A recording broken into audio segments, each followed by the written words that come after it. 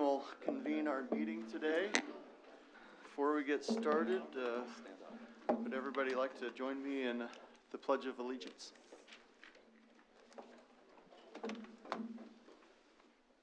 Pledge allegiance to the flag of the United States of America and to the republic for which it stands, one nation, under God, indivisible, with liberty and justice for all.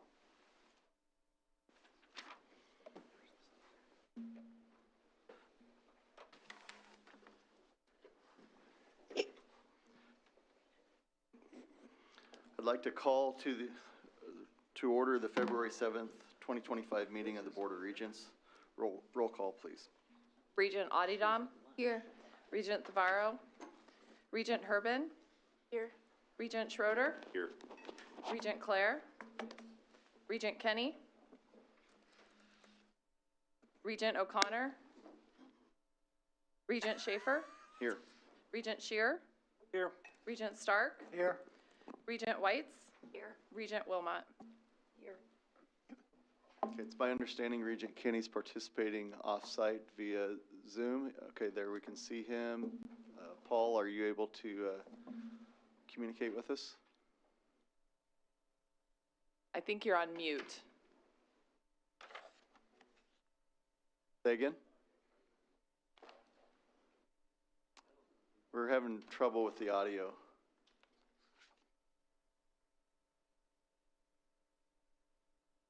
You try turning up the volume on your computer.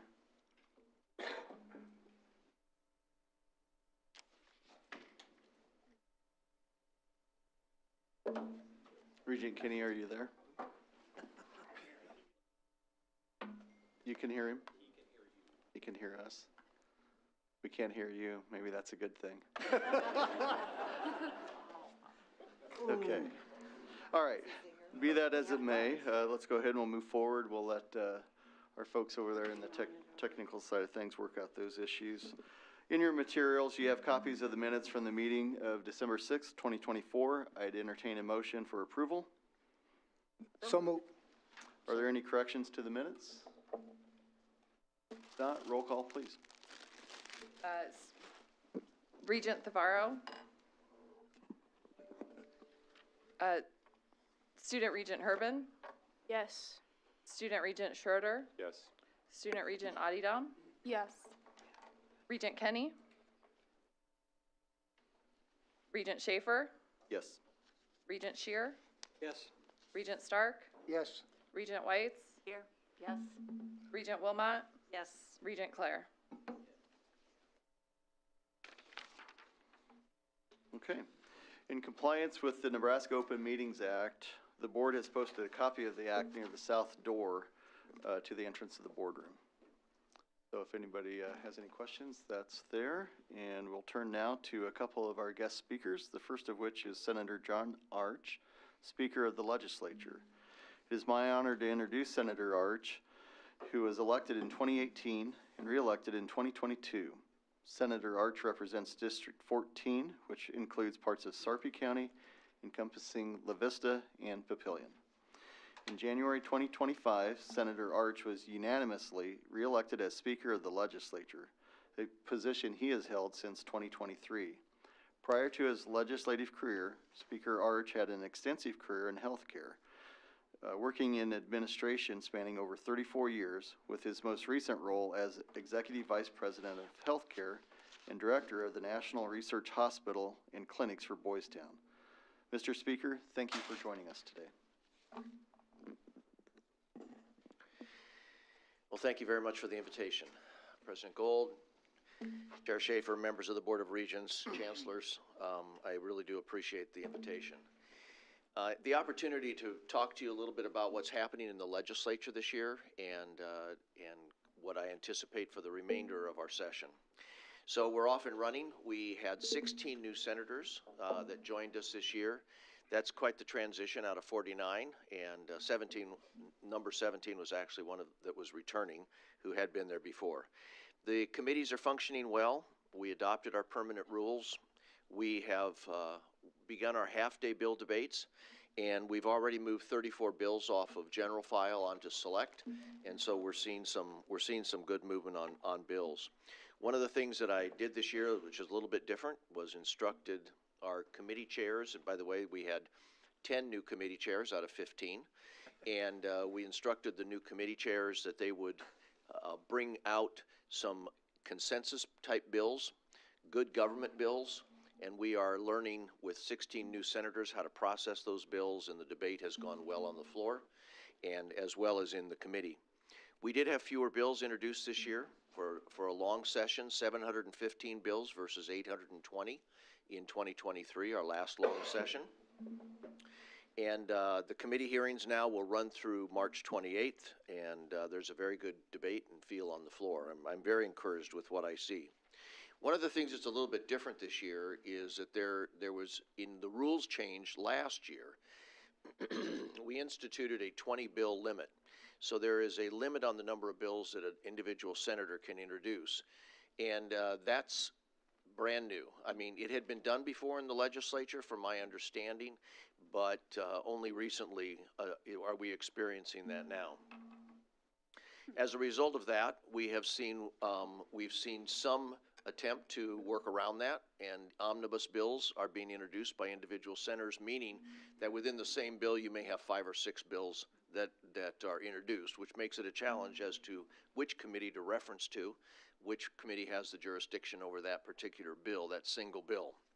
I have instructed the chairs that from 2023, where we had many large Christmas tree bills, omnibus bills, to 2024, we backed that off. 2025, I've instructed the chairs that we want to return to pre-2023 behavior with our bills and moving to 5 or 6 bills in a committee package.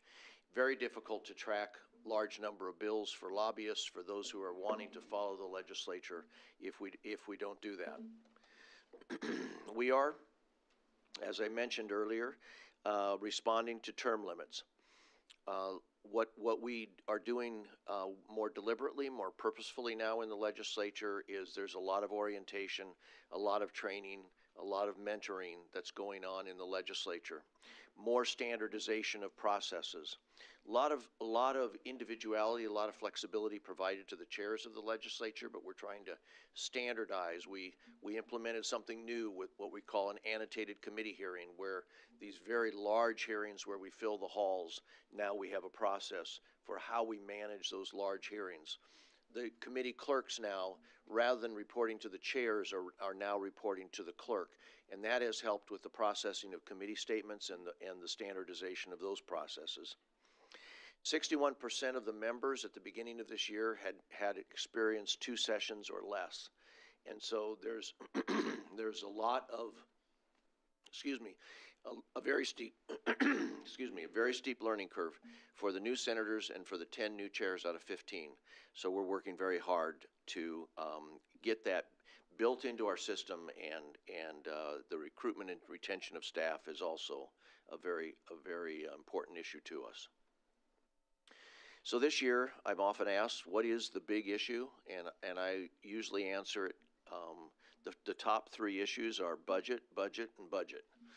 And so we're going to be spending a lot of time in committee, of course, Appropriations Committee, but the governor's proposed budget that he submitted to the legislature also included other bills in other committees, meaning that the revenue bills, where there are some suggested changes in pulling back some incentive programs.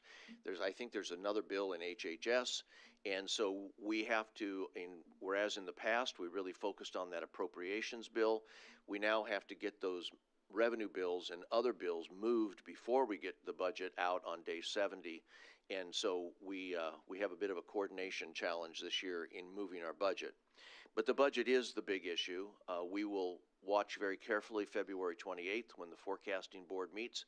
That'll be our first forecast this year, and then at the end of April we'll see our final forecast, which will be the number then that the Appropriations Committee and the legislature will use to build the budget. It's a bit of a change of a mindset for the legislature this year. We experienced a lot of revenue with ARPA and a lot of the other money that flowed to the state. and some of the senators that are in the legislature have experienced only that. They haven't experienced a normal year where money's tight and we have to live within our means, and so this is a new experience for some of them.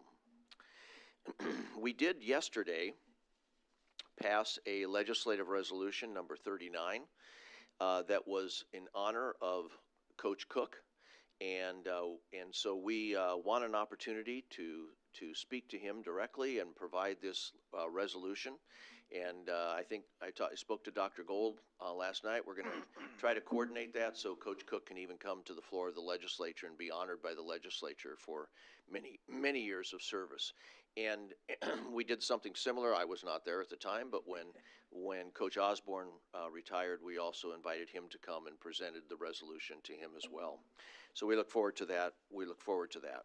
In closing, I would just say one thing. We are together trying to build what I would call a state of opportunity here in Nebraska. Opportunity, thank you. Opportunity for those who grow up here in this state, that are here in high school, that are ready to build a life here in this state, that they see the opportunity to stay, to build that life, and to grow their career here in Nebraska. That is not a single individual or a single entity that has to do that. That is industry, all the industries in Nebraska. That certainly is all of education, including higher education, the University of Nebraska playing a very key role, the legislature.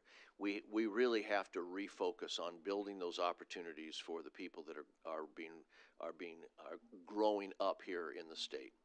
So with that, I would be happy to answer any questions that you may have.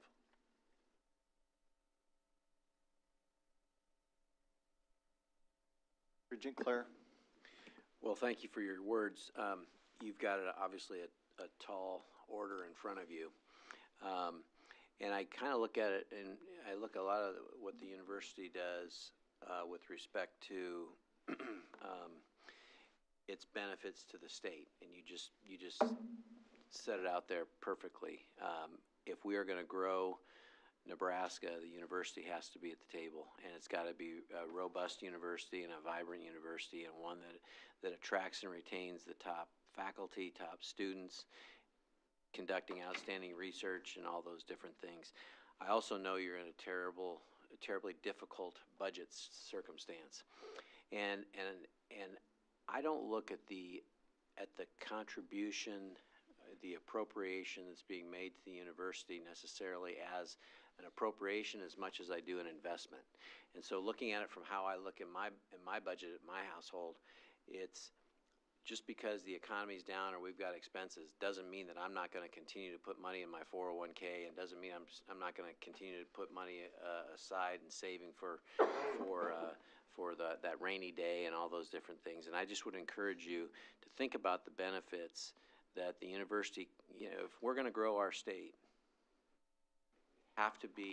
we have to have a robust university.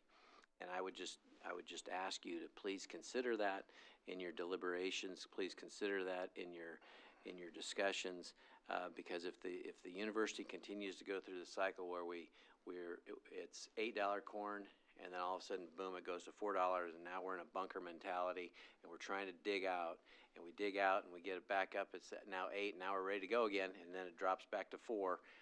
We're here to help diversify our state, keeping ag obviously at the forefront, but also just growing our state's economy. And I would just encourage you to hold us accountable for some things, set some benchmarks for us, but don't cut us off at the knees.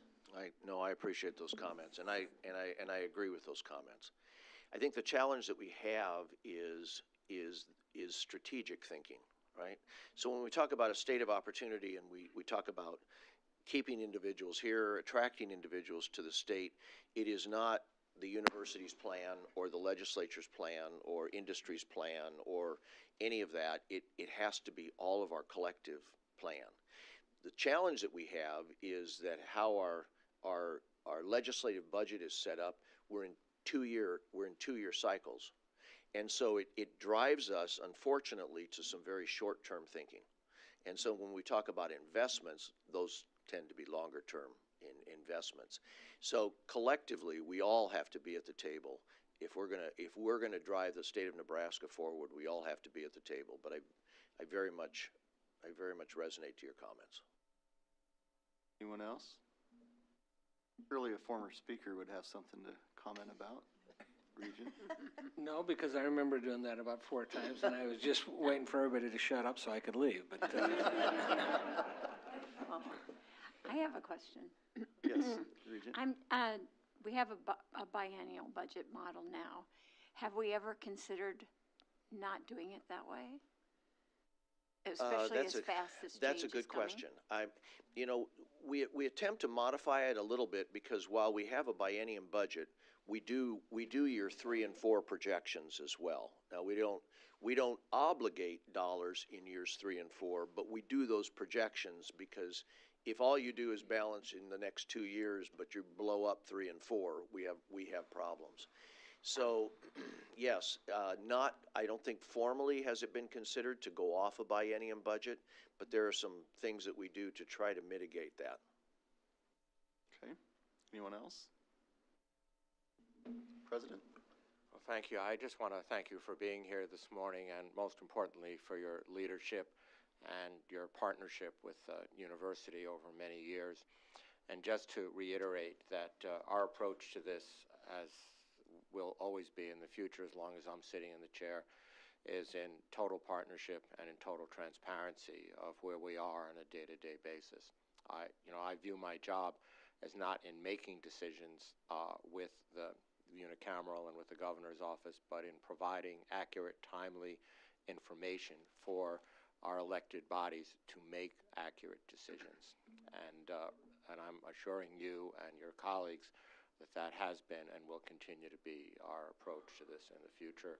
And we look forward to working with you, understanding fully the challenges that are out there on an existential level, but also having a long-term view of what public higher education means to the future of the state of Nebraska. So thank you, sir. Thank you. Okay. I'd like to thank you as well. These are some pretty trying times, especially as Regent Claire touched on for agriculture, especially the grain farmers. Cattle markets are doing pretty darn good if you have cattle, but the grain farmers right now, as someone who's involved in that, if you lock in pricing for this fall for your crop and you pay for your inputs right now, you're lucky if you hit a break-even point. And that doesn't allow for anything for machinery payments, land payments, and let alone for the farmer to pull something out for him and his family to make a living off of. So some pretty trying times. So we appreciate your outward-looking approach where we all need to basically form a big circle facing outward and try to tackle the things that are outside, trying to penetrate our circle and how we do business here in the state, including the university, as opposed to turning around and everybody looking inside the circle and taking shots at each other. So we appreciate your help and assistance and look forward to working with you. Thank you again for the opportunity. You bet.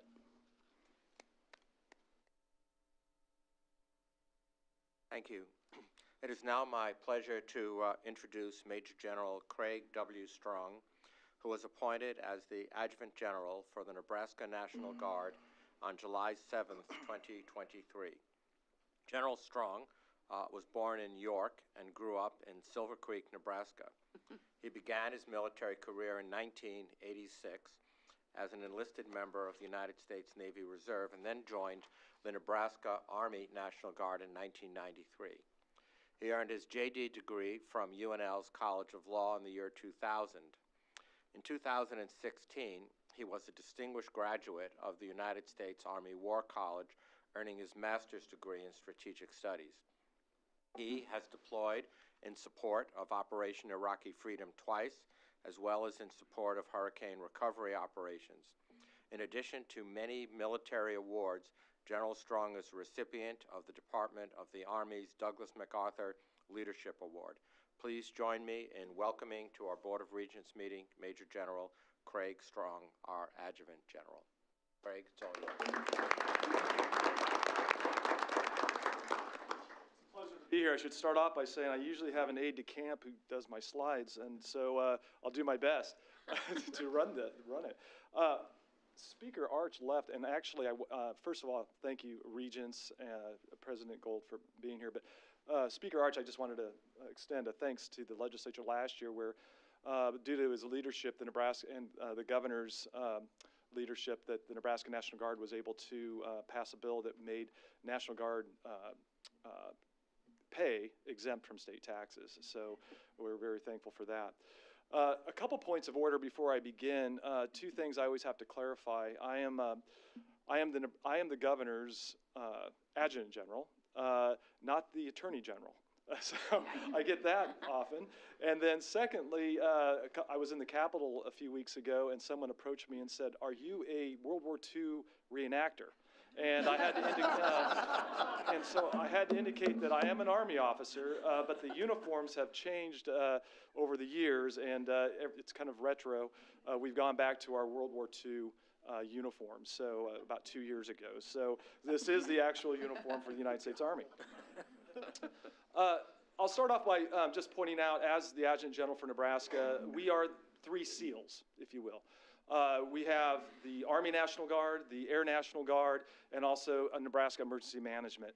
Our state is unique. There's about 12 other states that place the responsibilities for emergency management under the Adjutant General. There are like about 12 other states that will do that. And so underneath that umbrella, we are the Nebraska Military Department. It works very well in Nebraska. We are a flat organization when it comes to managing disasters and also providing the resources that the National Guard can leverage. Today, I just want to provide an overview of the capabilities and the missions of the National Guard, and then also some of the partnership synergy that we have with the University of Nebraska. This is our leadership chart, and I think the most important point I can make about this chart is all 5 individuals are graduates of the University of Nebraska. So that is something we're all proud of, and also the fact that the National Guard, the 3 of us in uniform, it is the citizen soldier or the citizen airman. I think that brings a unique perspective and capability to our Department of Defense. Brian Metcalf, for example, is an engineer at Kiewit. Bob Hargens is a farmer near Malcolm, but yet they don their uniform and become members of the Nebraska National Guard, and they provide great insights and perspectives. Actually, a member of your Board of Regents is a member of the Nebraska National Guard as well, and one of our leading strategic thinkers. And so if everyone know, Rob Schaefer, thank you for your service as well. Okay, we're unique, the National Guard writ large. We are the only component and service that has a mission that is a dual mission, to be able to provide support to the state and support federally. All 54 states and territories, the territories of Virgin Islands, Puerto Rico, and Guam, as well as the District of Columbia and the 50 states, have an Adjutant General, have a National Guard, and they're uniquely positioned in order to provide support to a state in times of need. No other component of the United States Department of Defense has that role, and also the opportunities to support our country in times of need federally. The National Guard is the combat reserve of the United States Army and the combat reserve of the United States Air Force. But we also have our dual mission to support the homeland when called upon. This was designed in order to provide responsive and response to a state in times of need. And I would just give an example for last year. We had the horrible tornadoes during Arbor Day, or the Arbor Day tornadoes.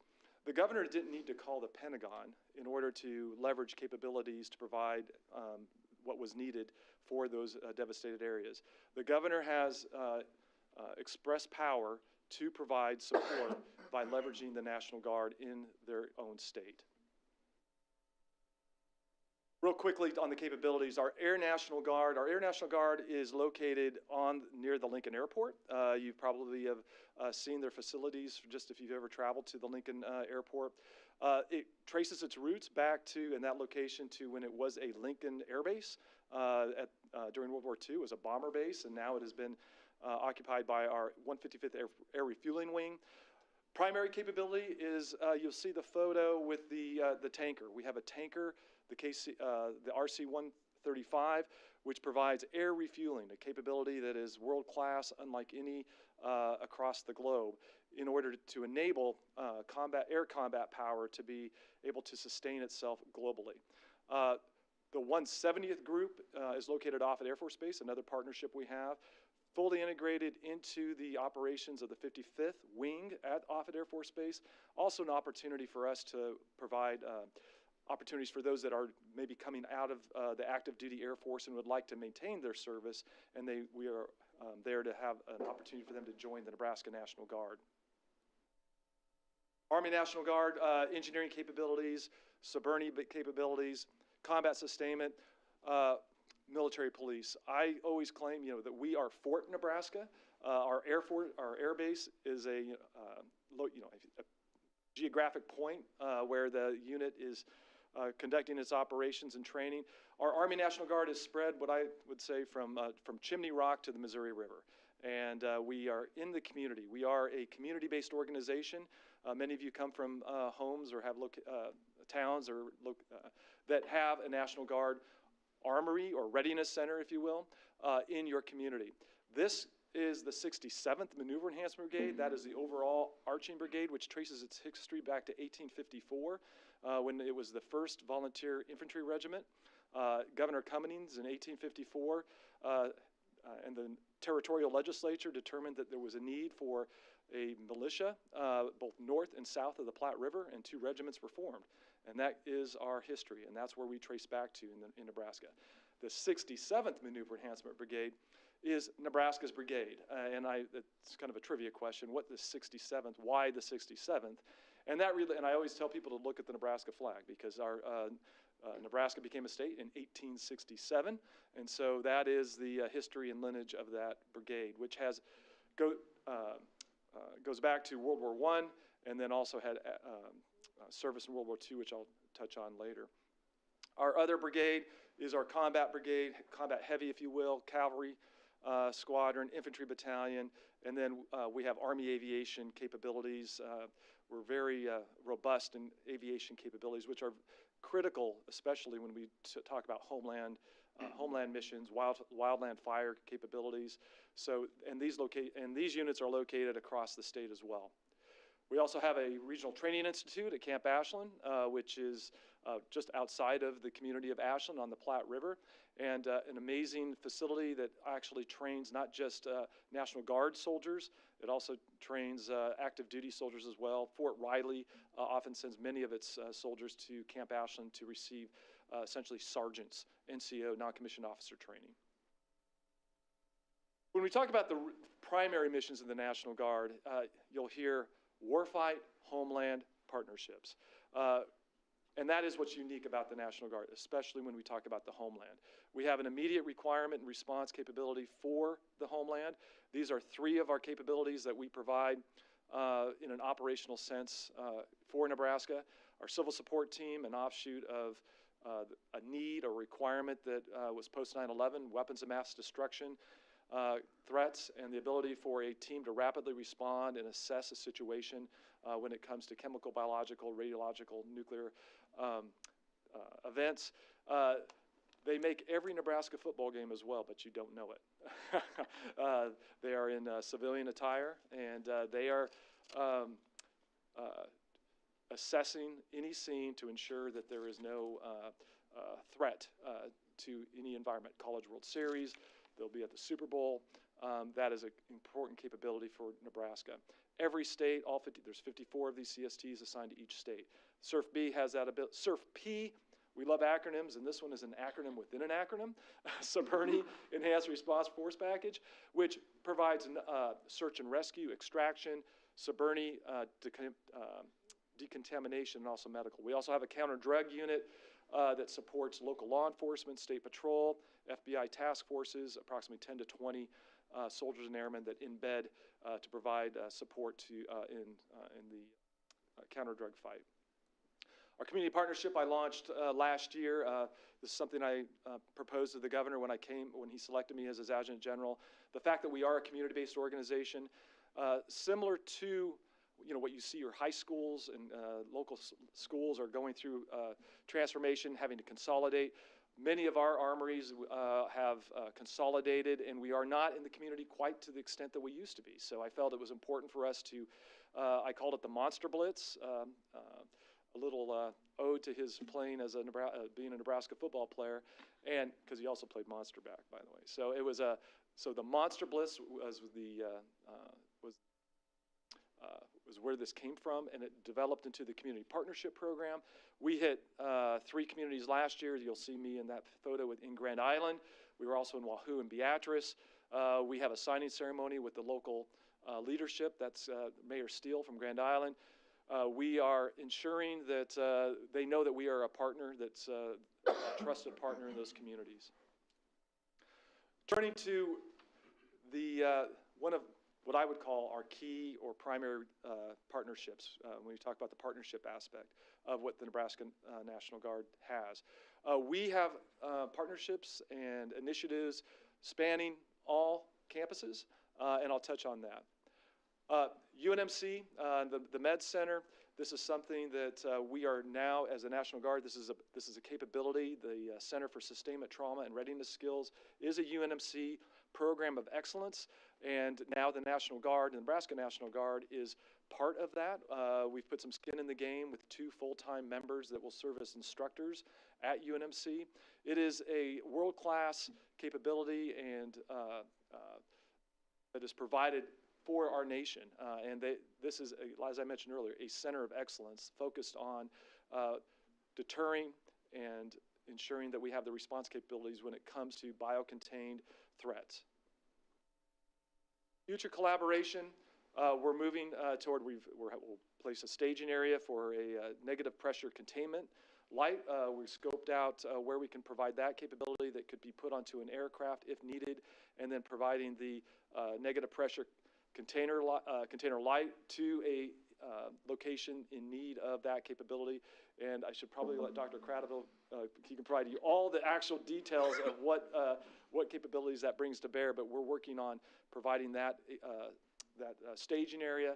And then the high consequence infectious disease response. This is it's future collaboration, but ongoing on where this capability can reside in Nebraska in collaboration between the medical center, the capabilities I listed earlier with our Suburni capabilities, our CST, and then also we have international partners.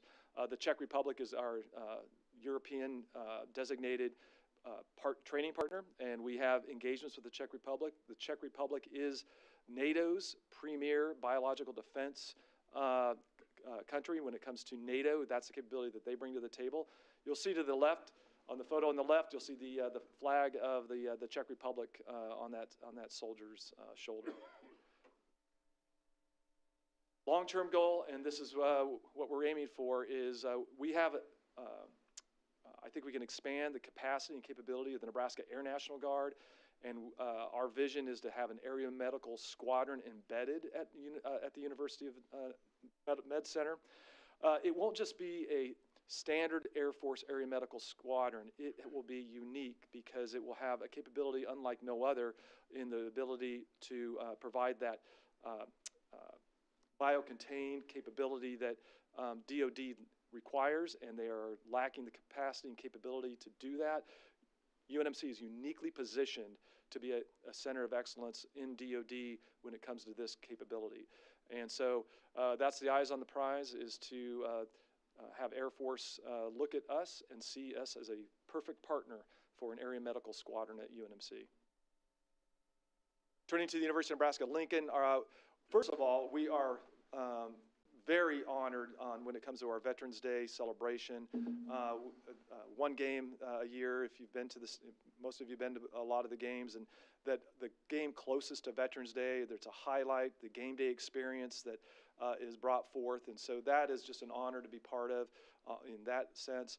We have discussions currently with the Journalism College. We have a public affairs unit that there's some synergy there. We're looking at even students who are interested in perhaps being a war correspondent or going into that line of profession, and we can offer those opportunities in the Nebraska National Guard, both nationally and internationally with our partners.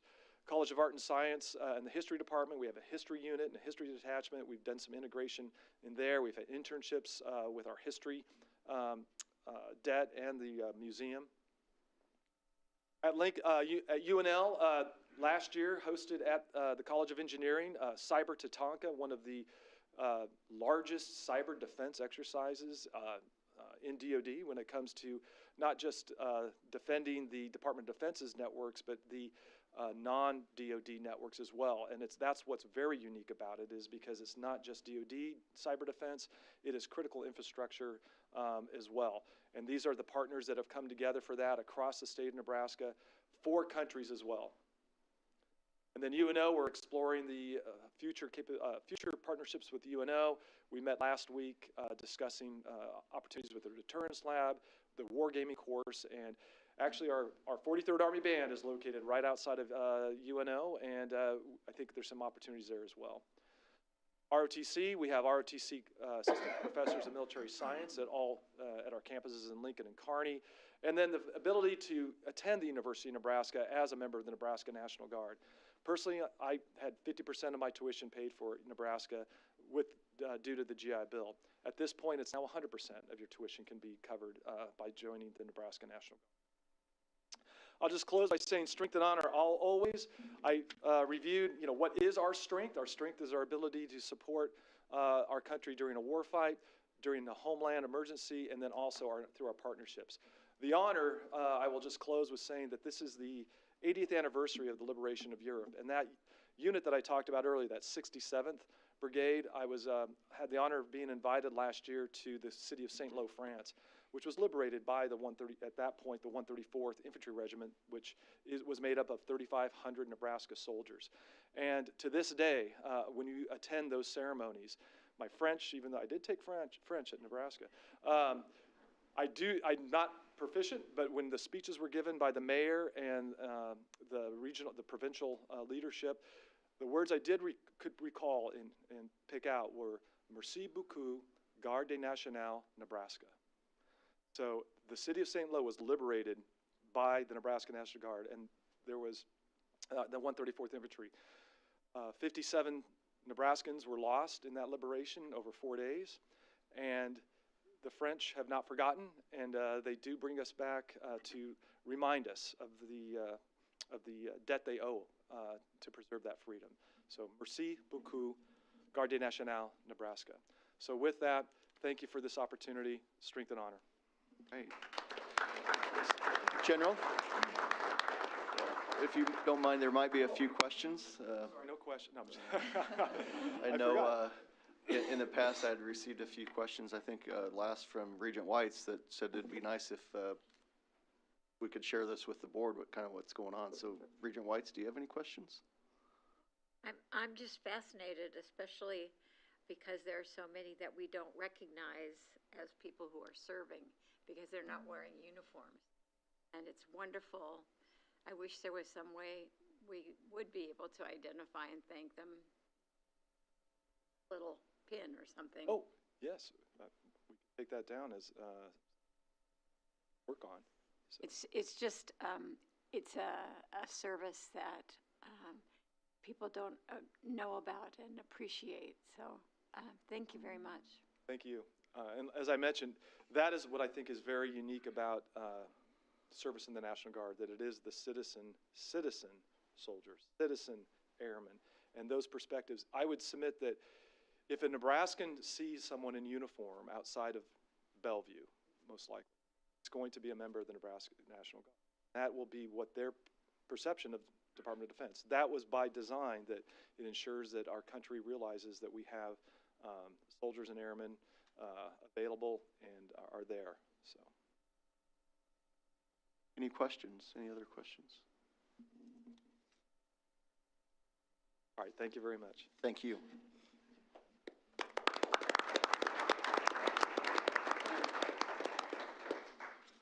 Okay, we'll now move on to the kudos section of today's meeting. At each Board of Regents meeting, we also take time to recognize those persons who all too often don't receive the recognition that they deserve.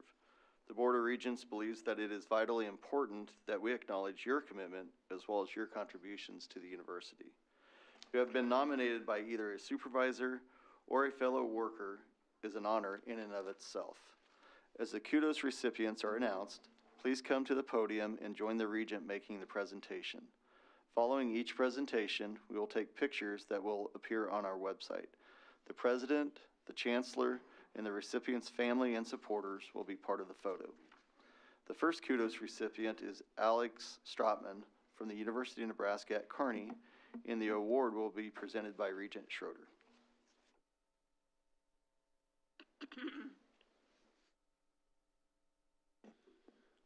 On behalf of the Board of Regents, I am honored to present the Kudos Award to Alex Stratman, Chief Compliance Officer at the University of Nebraska at Kearney. Alex's journey began at UNK as a student, graduating in 2000. Even then, he showcased his leadership potential serving as Student Body Vice President from 1998 to 1999. After completing law school, Alex worked for Congressman Adrian Smith before returning to UNK in 2022 as our Chief Compliance Officer. Alex oversees compliance with Title IX, the Americans with Disabilities Act, and manages our conflict of interest system.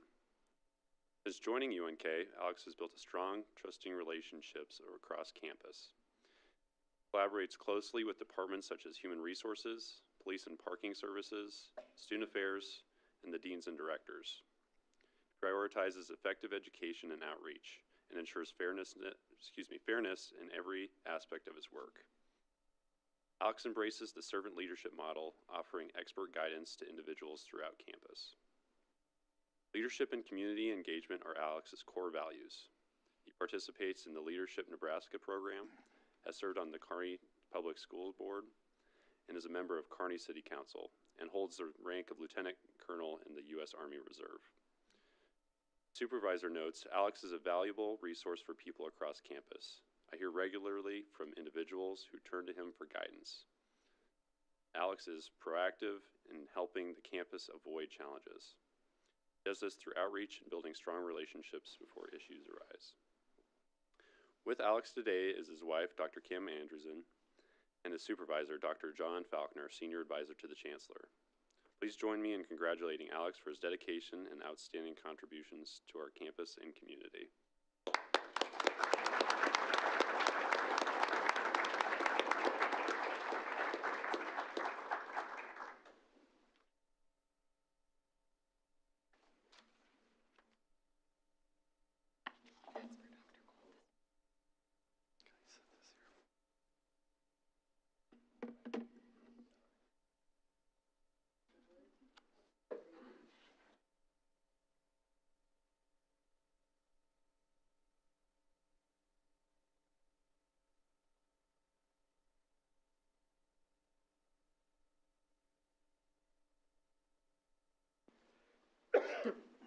Congratulations, Alex.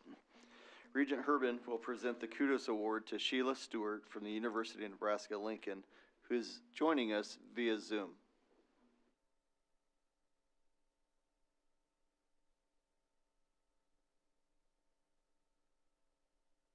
The Board of Regents is pleased to present a Kudos Award to Sheila Stewart, Senior Financial Accountant in the Accounting Department at the University of Nebraska-Lincoln. Sheila is our campus expert for our enterprise resource planning systems integrations with the state accounting system, accounts receivable, and reporting and monitoring foundation funds. Even more important than her function is her extraordinary manner of professionalism, collegiality, and commitment to a positive work environment while working to reduce misunderstandings and enhance overall workflow. Her leadership qualities are evident in her mentorship of team members. Sheila is very thorough, thoughtful, and a patient teacher who continues to drive others to success.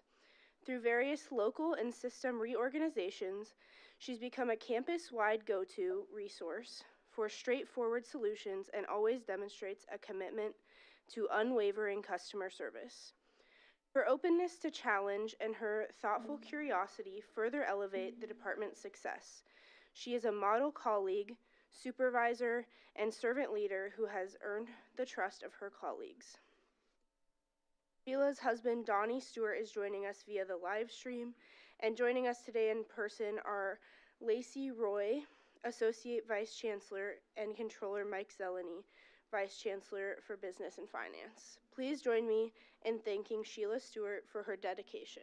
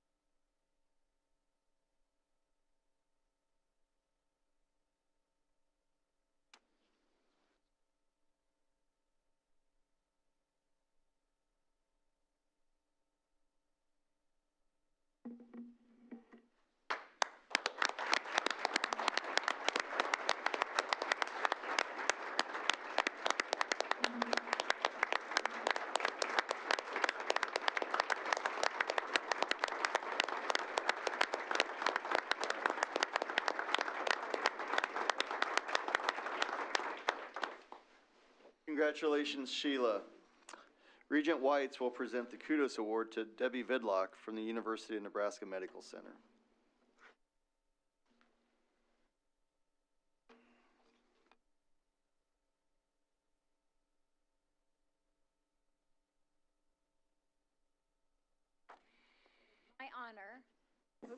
It's my honor.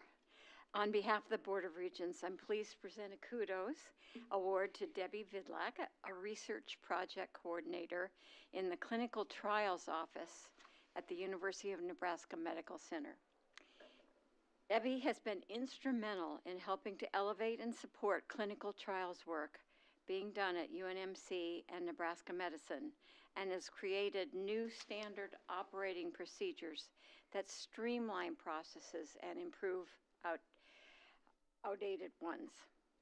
Debbie has worked at UNMC for 25 years. In her role, she also trains new project coordinators and onboards physicians who work with the Clinical Trials Office to make progress against diseases by testing the safety and efficacy of potential new medicines. She is a great resource. One nominator said, "If I need advice or guidance, I go right to Debbie. She listens without judgment and provides fantastic solutions." Debbie is also passionate about recycling. Yes. She voluntarily serves as a Live Green ambassador to promote sustainability initiatives at the Med Center. She is conscientious about her work environment. One of her nominators said, encouraging office colleagues to recycle and practice energy curtailment. One nominator, she is the first one to close the blinds and turn off the lights. She is the first one to close those blinds, and she ensures that we are all doing our part to make this world a better place. Beyond work, Debbie has a passion for animals. Amazing. Well, and she works for a cat rescue, where she can be found caring for several kittens at any given time. We won't say. Today, she is joined by her spouse, Paul Vidlock. And I want to add a personal note here. I had a sister with a very severe type juvenile diabetes, and she received many opportunities through clinical trials to extend her life. And so it's a very personal thank you from me for the work that you do. Anyway, today she is joined by her spouse, Paul Vidlock. Join me in thanking Debbie for her commitment to supporting the important work that is clinical trials, I personally know, and for helping make the UNMC Clinical Trials Office processes more efficient.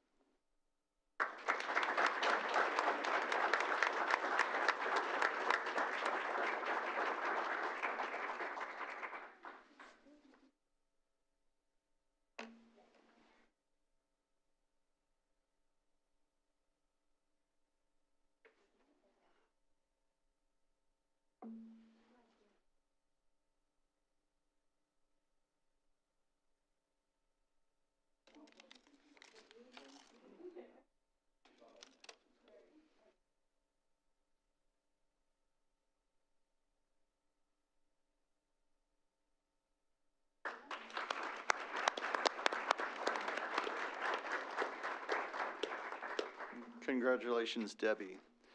Regent Adididam will present the Kudos Award to Sophia Potter from the University of Nebraska at Omaha.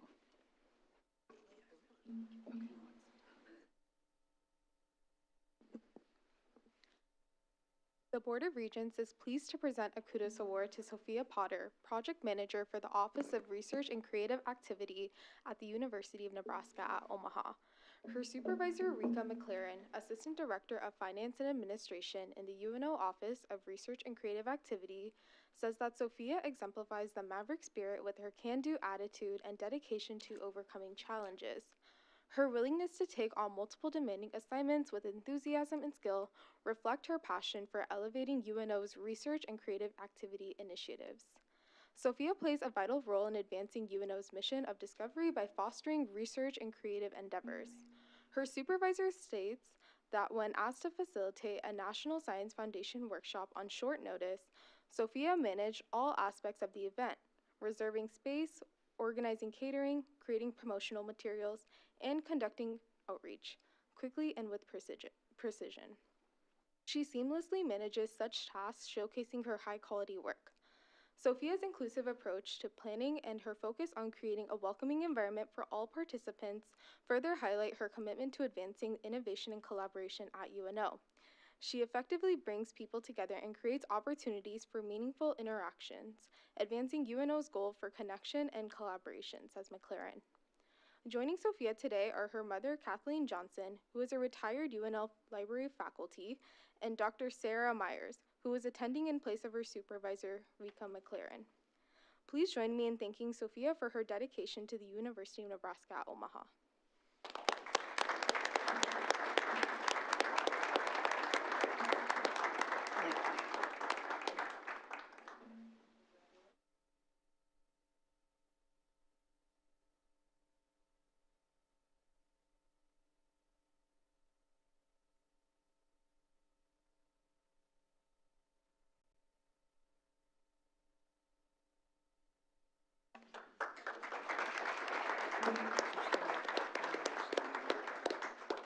Congratulations, Sophia. At the August 8, 2024 Board of Regents meeting, the board approved the program statement for the Project Health. Project Health, Building a Healthier Nebraska, is phase 1 of Project Next and will build on decades of successful and groundbreaking healthcare and professional education at the University of Nebraska Medical Center and its clinical partner, Nebraska Medicine. By providing much-needed campus enhancement to UNMC's research, education, clinical, and community service missions, Project Health will result in programs and facilities that truly embody healthcare in the future. Critically, this is a transformational project which will position the medical center to address increasingly urgent healthcare workforce needs across the state of Nebraska. For a project of this size and scale, there are a number of sources including philanthropic community, the state, the City of Omaha, Nebraska Medicine, and the university. I have asked Regent Stark to offer a resolution on behalf of the board to document the university's commitment to this transformational project. Regent Stark. I'm honored to read this resolution, which summarizes $1.275 billion of contributions for this biggest project in the history of the state.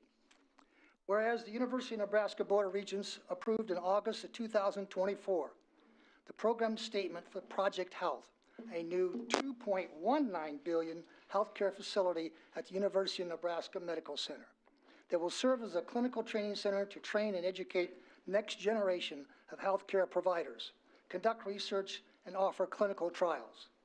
And whereas the Nebraska Medicine Board has approved a resolution demonstrating its support of Project Health by making a financial commitment of $575 million. And whereas the Nebraska philanthropic community has recognized the significant need for the construction of Project Health and values the overwhelming impact this facility will have on the state's generations to come, has committed over $450 million. And whereas the Board of Regents desires to express its support by making a substantial financial commitment to Project Health. Now therefore, be it resolved that the Board of Regents of the University of Nebraska commit $250 million comprised of $150 million from the University of Nebraska system, another $100 million from UNMC, to the construction project Health Phase 1, building the healthiest Nebraska of Project Health. Project Next. Thank you. Thank you, Regent Stark. If there's no objection, I suggest that this resolution be adopted by acclamation. Second. Hearing no objections, it is so adopted. Thank you. While our kudos guests are welcome to stay for the balance of our meeting, we understand you may have other plans for the day. And if that's the case, we'll take a moment now to allow you to exit along with your families.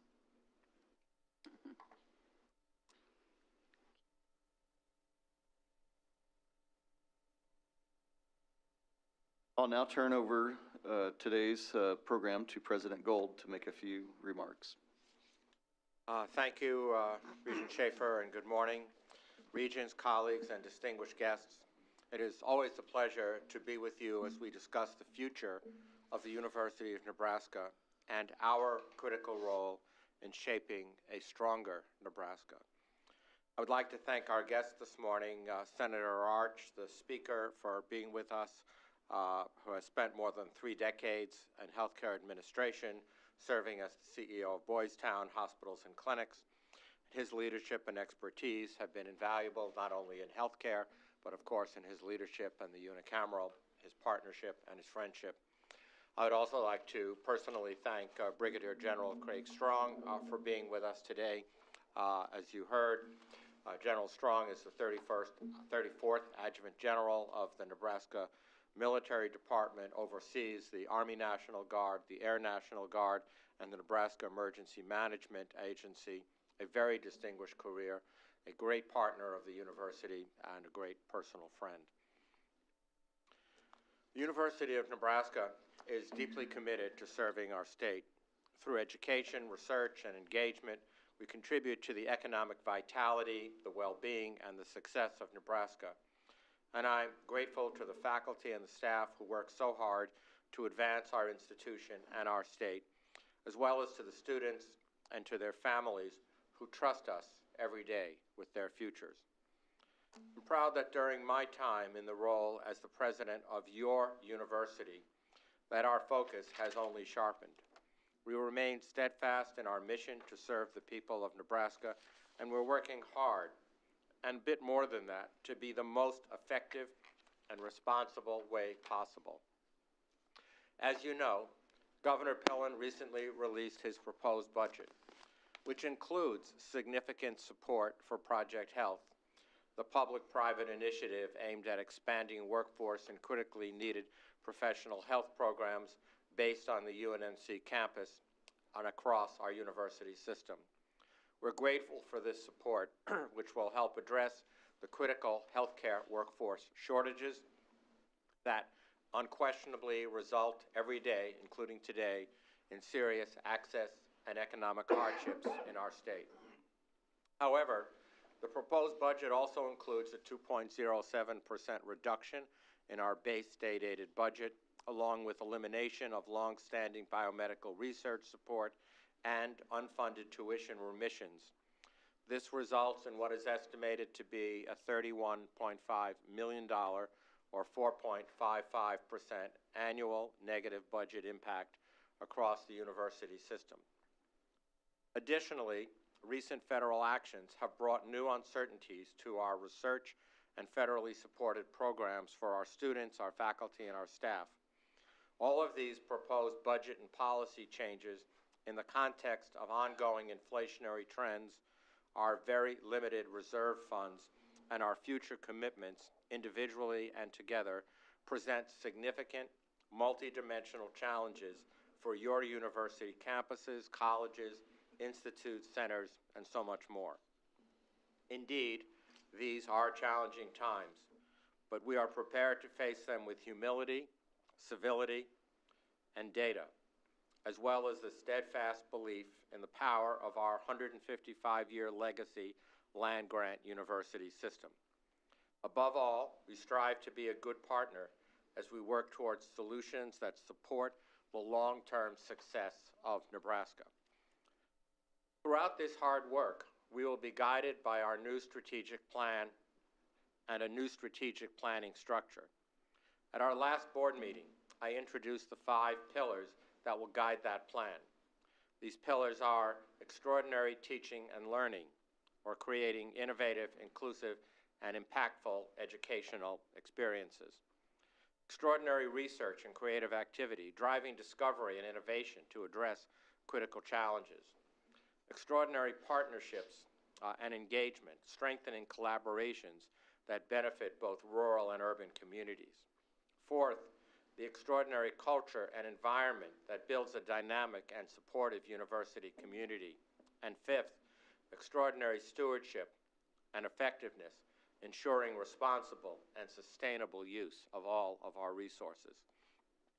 Since our last meeting, we have worked diligently to build upon these pillars, working with leadership from all of our campuses and many of our communities that we serve.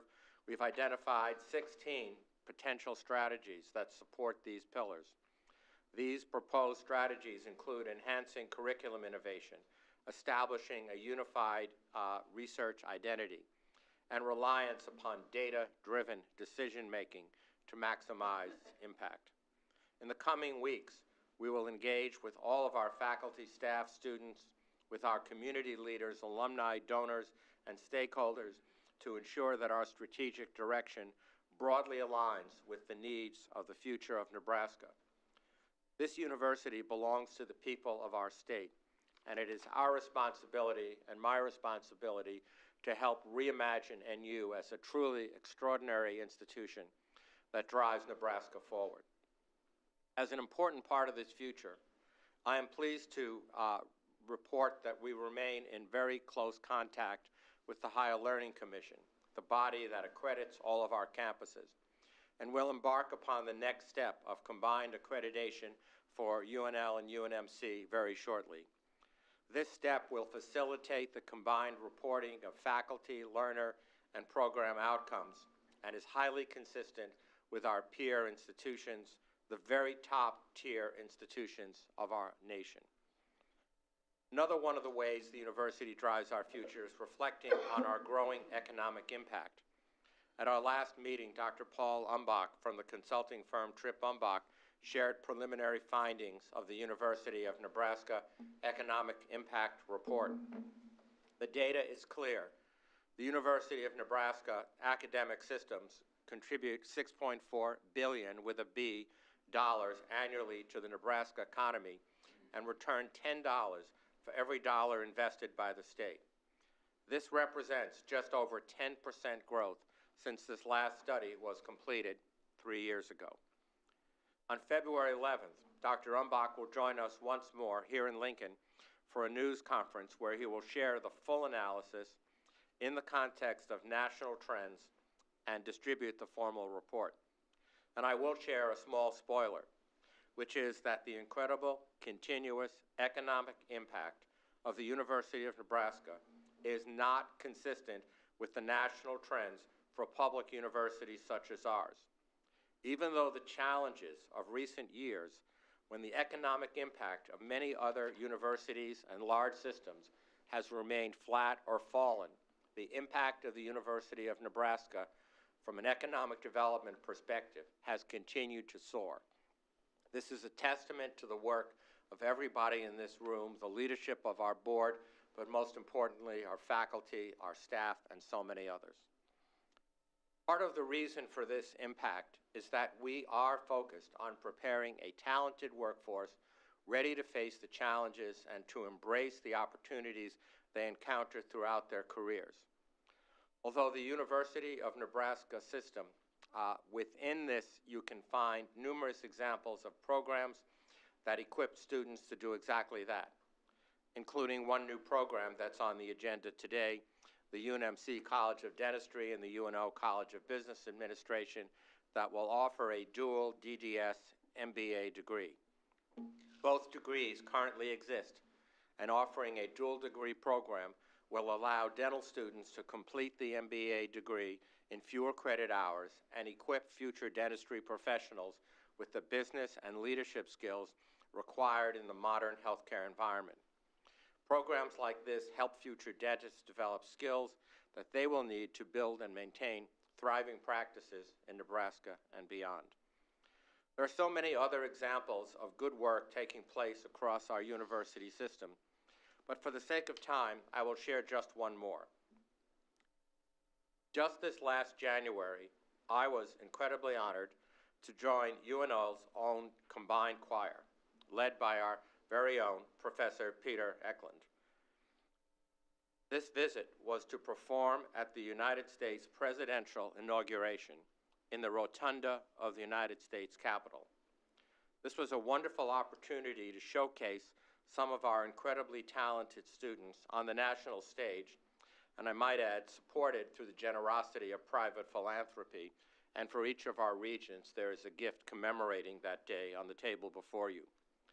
But for our students, this was an incredible opportunity for them to experience our nation's capital in a way that few Americans have ever or will ever have the opportunity to do. And I can tell you that they sounded absolutely beautiful. But don't take my word for it. At the inauguration, in the rotunda of our nation's capital, the students performed One Voice.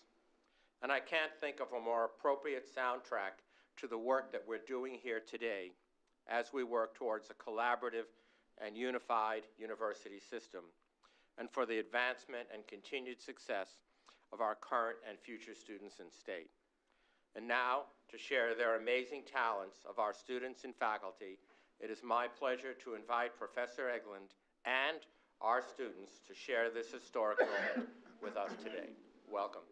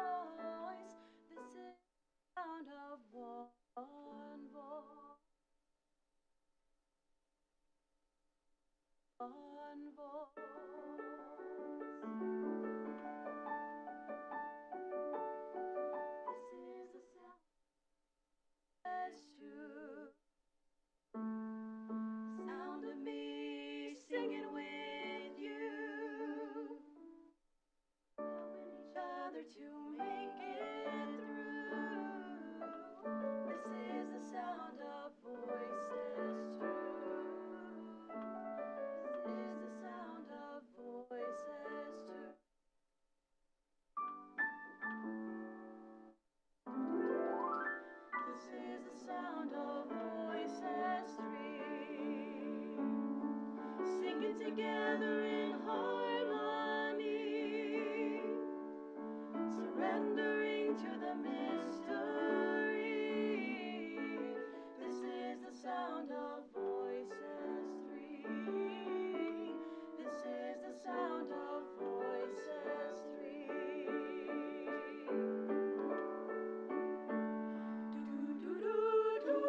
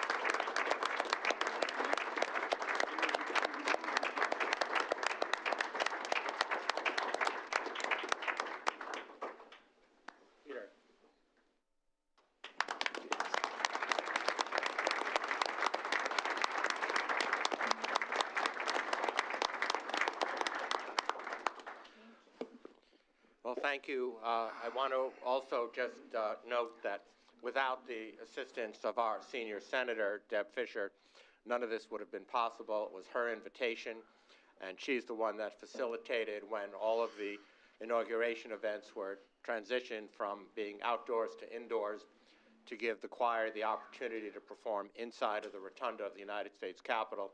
Was truly life-changing moment for these young men and women, and by the way, for me as well.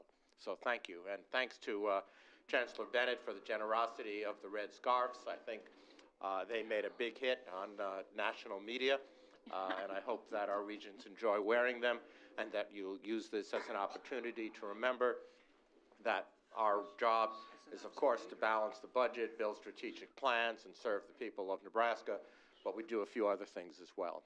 Thank you. Turn it back to you, Regent All right, Schaefer. that was quite simply extraordinary and outstanding, and it, quite frankly, takes me back to when I was in basic training, and somebody would accomplish something like that, and Drill Sergeant Whitaker would use naughty words in a good way. But just extraordinary. Wow, what a lot to be proud of there. So with that, thank you, President Gold. We'll now move on to the public comment portion of today's meeting. The standing rules of the Board provide that any person or persons may appear and address the Board of Regents on items that are not on the agenda if an individual provides the corporation secretary with at least 24 hours notice. We were not contacted by any individuals wishing to speak on a topic that is not on today's agenda. Standing rules further provide that anyone desiring to speak concerning any item on the agenda for this meeting, regardless of notice, may do so. Is there anyone today who would like to address the board on a topic that is part of today's agenda? If so, please come forward, identify yourself, and complete the sign-in sheet before you leave. You will have 3 minutes to address the board. Do we have anyone today? Having no one that wishes to speak, we'll go ahead and declare the public comment session closed. It is now time to consider the consent agenda. The consent agenda, as indicated by its name, is moved and voted on as a group of action items as opposed to the administrative agenda, where items are considered individually and discussed individually. With that said, unless one of my colleagues on the board wishes to consider any of the items on the administrative agenda separately, I would invite a motion to approve the consent agenda. Is there a second? Roll call, please. Regent Herbin? Yes. Regent Schroeder? Yes. Regent Adidam? Yes. Regent O'Connor? Yes. Regent Schaefer? Yes. Regent Shear? Yes. Regent Stark? Yes. Regent Whites? Yes. Regent Wilmot? Yes. Regent Claire? And Regent Kenny? Yes. Motion passes. Okay. Thank you. I'd now like to ask President Gold to walk us through the items on today's administrative agenda. Thank you, Regent Schaefer. The first item, which is the approval of the award of honorary degrees and awards by the university system, item number 11A1, will be considered in closed session and then voted on thereafter. Item 11A2 seeks your approval to eliminate the Master of Science degree in architecture with and without the specialization in interior design from the College of Architecture here at UNL. While the architecture program is truly thriving with undergraduate enrollment on the rise, enrollment in the Master of Science in Architecture has drastically decreased with students not seeking this graduate degree.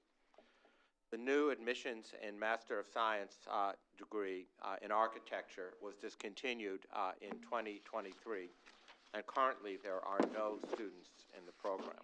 This was reviewed by Academic Affairs, and I present it to you for your approval.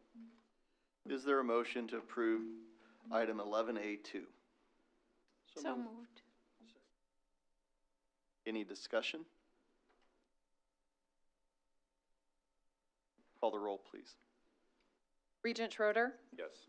Regent Adidam? Yes. Regent Herbin? Yes. Regent Schaefer? Yes. Regent Shear? Yes.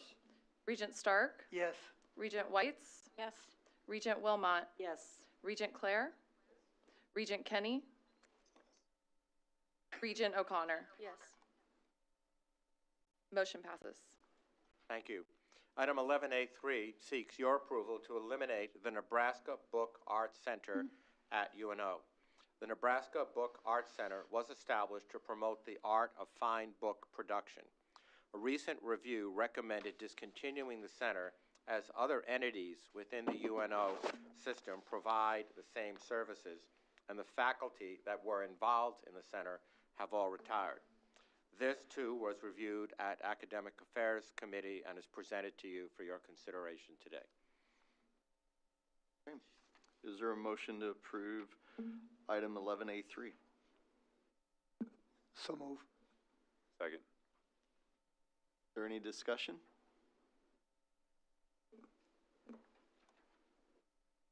Please call the roll. Regent Adidam, Yes. Regent Herban, Yes. Regent Schroeder, Yes. Regent Shear, Yes. Regent Stark, Yes. Regent Whites, Yes. Regent Wilmot, Yes. Regent Claire, Regent Kenny, Yes. Regent O'Connor, Yes. Regent Schaefer. Yes. Motion passes. Thank you. Item 11B1 seeks your approval to approve and authorize an agreement with Aramark for concessions at UNL athletic facilities. After an RFP process, Aramark Sports and Entertainment stood out as the best option for UNL athletic needs. They provide the best enhancement of the fan experience, implementation of technology, capital dollars, and additional revenue. This agreement, pending your approval, would be a 10-year term plus an optional 5-year extension. Initially, there will also be a $10 million capital infusion by Aramark, along with projected annual commissions to UNL over $5.5 million. This item was reviewed at the Business and Finance Committee, and I present it to you for your consideration today. Is there a motion to approve item 11B1? Second? Second. Okay. Is there any discussion? Regent Claire? Yeah, I'm going to say a few words. And just to let my colleagues know, I did speak with Troy and Jeff about this matter. And consistent with my prior 16-plus years of votes, I do what I believe is right and best for the University of Nebraska. I struggled with this because I am big in our role being one of governance, and whether delving into this issue got into more of a managerial thing. But I do believe this is something that from a governance standpoint, we're talking, I think it does get into some governance. I'll begin by saying that Troy is in a very tough position here. On the one hand, he needs to raise monies, and the athletic department, with the added expense that they've got relative to the some of the NCAA rulings and court rulings, he does need to raise monies. On the other hand, I think it's important for him to continue to follow Nebraska tradition and honor as to what got us to where we are today with respect to an athletic department that is second to none, no debt, competitive at every team and nationally, and so those are some things that I'm sure he has to weigh. I've not spoken to my colleagues necessarily in depth about this, but I want to let you all know that my office has done work for Valentino's, and so I am going to abstain from voting on this just out of an abundance of caution. That being said, I'm a lawyer, and so I will always have a few remarks to make. First, I want to thank Valentino's, the Valentino's family. It sounds like this bid is going to pass. I want to thank the Valentino's and Premier Catering family for 30 years of service to our athletic department. Thank you for your commitment to the local Rotaries, to local chambers of commerce, to teammates, and many other charitable organizations throughout our community. Thank you for your support of our schools. Thank you for the employees that you employed. These folks coached our kids.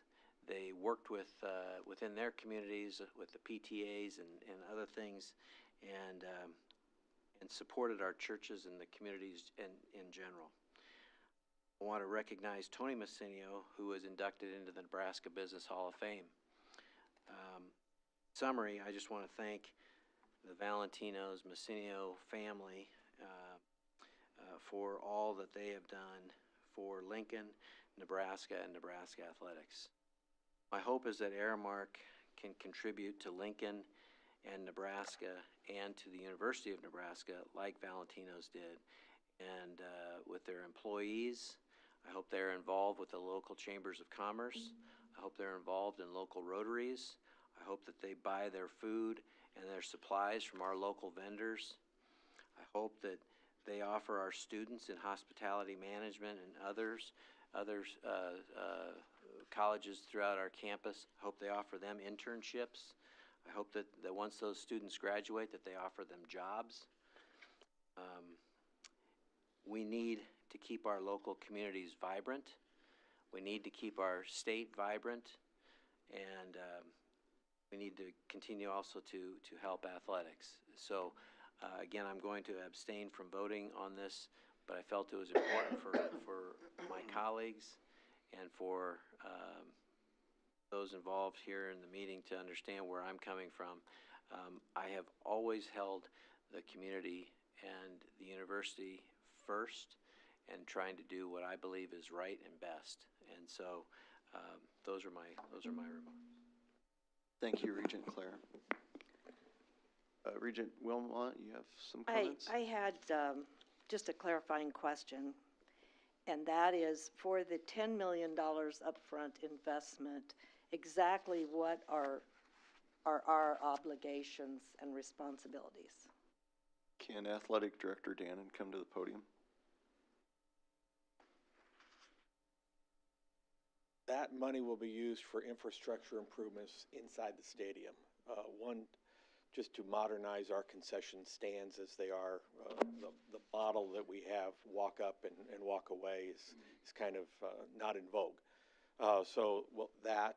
We need to add coolers throughout the stadium to facilitate alcohol sales, which we do not have. So it's really, excuse me, equipment that will allow the concessions facilities to get up to speed.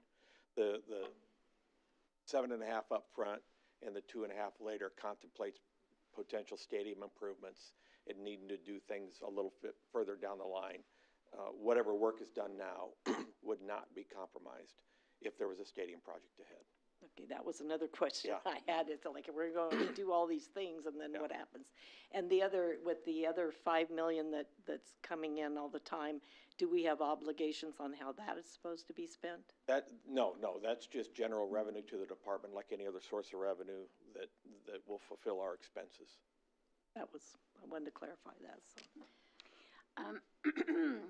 I'm recalling all of our discussion prior to the vote to include alcohol now in our sales. And at that time, there were a number of things that were raised around guidelines, around when we stop selling during a game or whatever, and what we sold and how we sold it. And I'm just wanting to be reassured that the Board of Regents retains the power, the president, to say, if we say stop selling at the end of the second half or the third quarter in a football game, that will be, Aramark will honor those. Oh, absolutely. Okay. I couldn't see it exactly in the contract. Two things have happened since that vote. One, Homeland Security has done a comprehensive review of all of our operations, just from a safety and security standpoint. They've given us a report. It's a preliminary report. I've seen it. The plan is for the concessionaire, Aramark, to own the liquor license. And at that point, we have a group internal, and should you approve this, we'll add Aramark to that, to develop all of those plans that we will all live by, including the one that you're speaking of. Thank you. At the October meeting in Kearney, there was an individual that I had contact with, and later too, who had quite a few safety recommendations based on, you know, current or practices in other areas. And I guess I'm very interested in what the planning has been and exactly, I know you said Homeland Security's involved, but what is the plan exactly? I know you probably can't tell me today, but I'm interested in hearing that. I don't have it in my hands because it hasn't been developed. Yeah, well, when you do, I want to know. Homeland Security's report was important.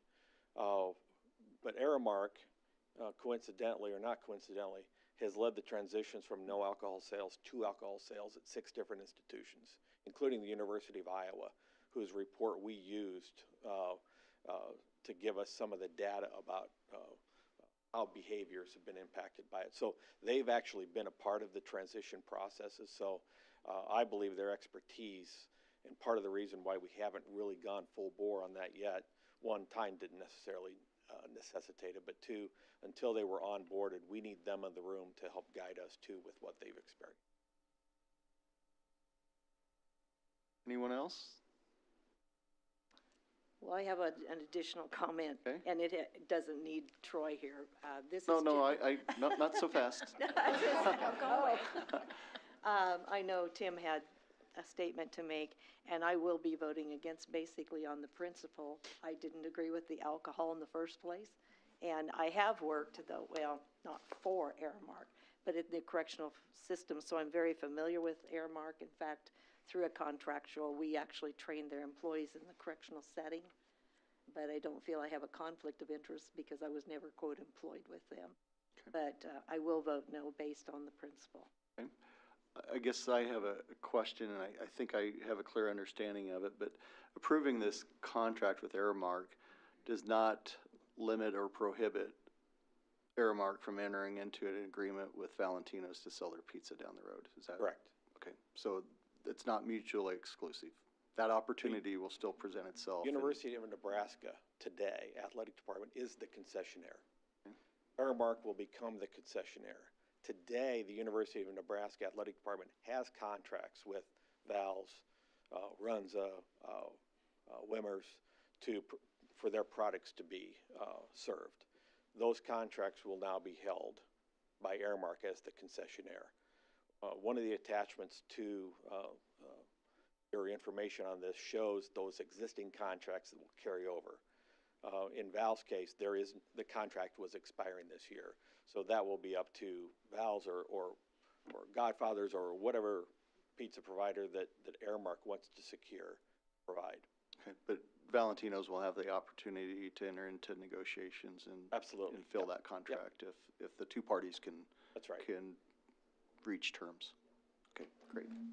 Is there anything else you'd like to add? Nope. Anyone else? Okay, with that, let's please call the roll. Regent Herbin? Yes. Regent Schroeder? Yes. Regent Adidam? Yes. Regent Stark? Yes. Regent Whites? Yes. Regent Wilmot? No. Regent Kenny? Regent O'Connor? Regent Schaefer? Yes. Regent Shear? Yes. Regent Clare? Motion passes. Thank you. Item 11B2 seeks your approval to amend, the University of Nebraska Joint Operating Agreement with the Lincoln Ballpark, better known as NEBCO. This amendment formalizes the current fee agreement between UNL and NEBCO of $7,500 a month for accounting services performed by NEBCO on behalf of UNL, and to permit NEBCO and its patrons to utilize Wi-Fi services and TrackMan technology as additional consideration for a reduced monthly accounting fee. The amendment further clarifies UNL's priority use of the stadium through June 1st, with UNL receiving additional priority dates as needed if the NCAA schedule extends beyond the June 1st date. This item has been reviewed by the Business and Finance Committee, and I present it to you today for your consideration. Is there a motion to approve agenda item 11B2? So move. Second. Any discussion or comments? Having none, please call the roll. Regent Herbin, Yes. Regent Schroeder, Yes. Regent Adidam, Yes. Regent Whites, Yes. Regent Wilmot, Yes. Regent Claire, Regent Kenny. Regent Kenny? Yes. Regent O'Connor? Yes. Regent Schaefer? Yes. Regent Shear? Yes. Regent Stark? Yes. Motion passes. Thank you. Item 11B3 seeks your approval today to add an addendum to the Silverhawk Aviation Incorporated agreement of 1 year of the aircraft's fractional share program with UNL Athletics. Approval is recommended to extend the term of this agreement through December 31st, 2025. This addendum also will change the monthly management fee to an hourly fee. This 1 year addendum is valued at approximately $1 million. This item was also reviewed at the Business and Finance Committee, and I present it to you today for your consideration. Is there a motion to approve agenda item 11B3? Yes. Second? Any discussion?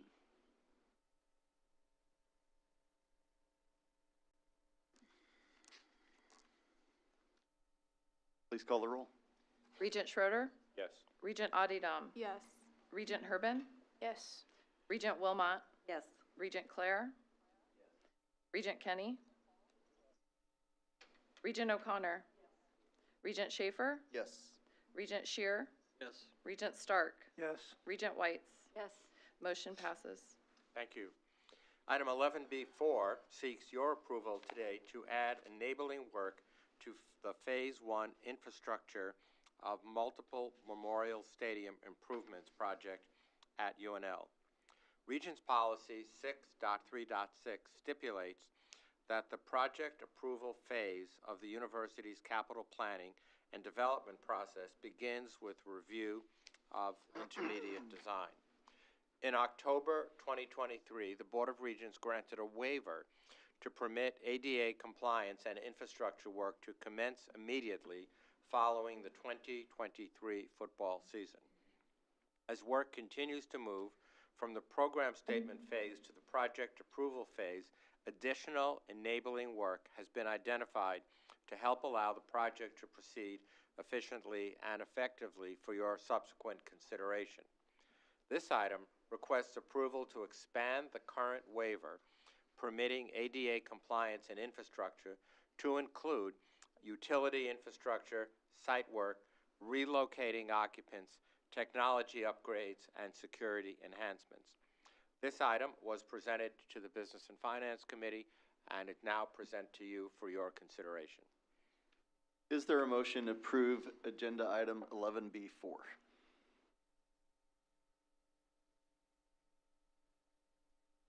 We have a second? Second. Okay. Any discussion? We do have the athletic director here if anybody would like to ask him a question again or two. Okay, we'll go ahead and call the roll. Regent Adidam, Yes. Regent Herbin, Yes. Regent Schroeder, Yes. Regent Claire, Regent Kenny,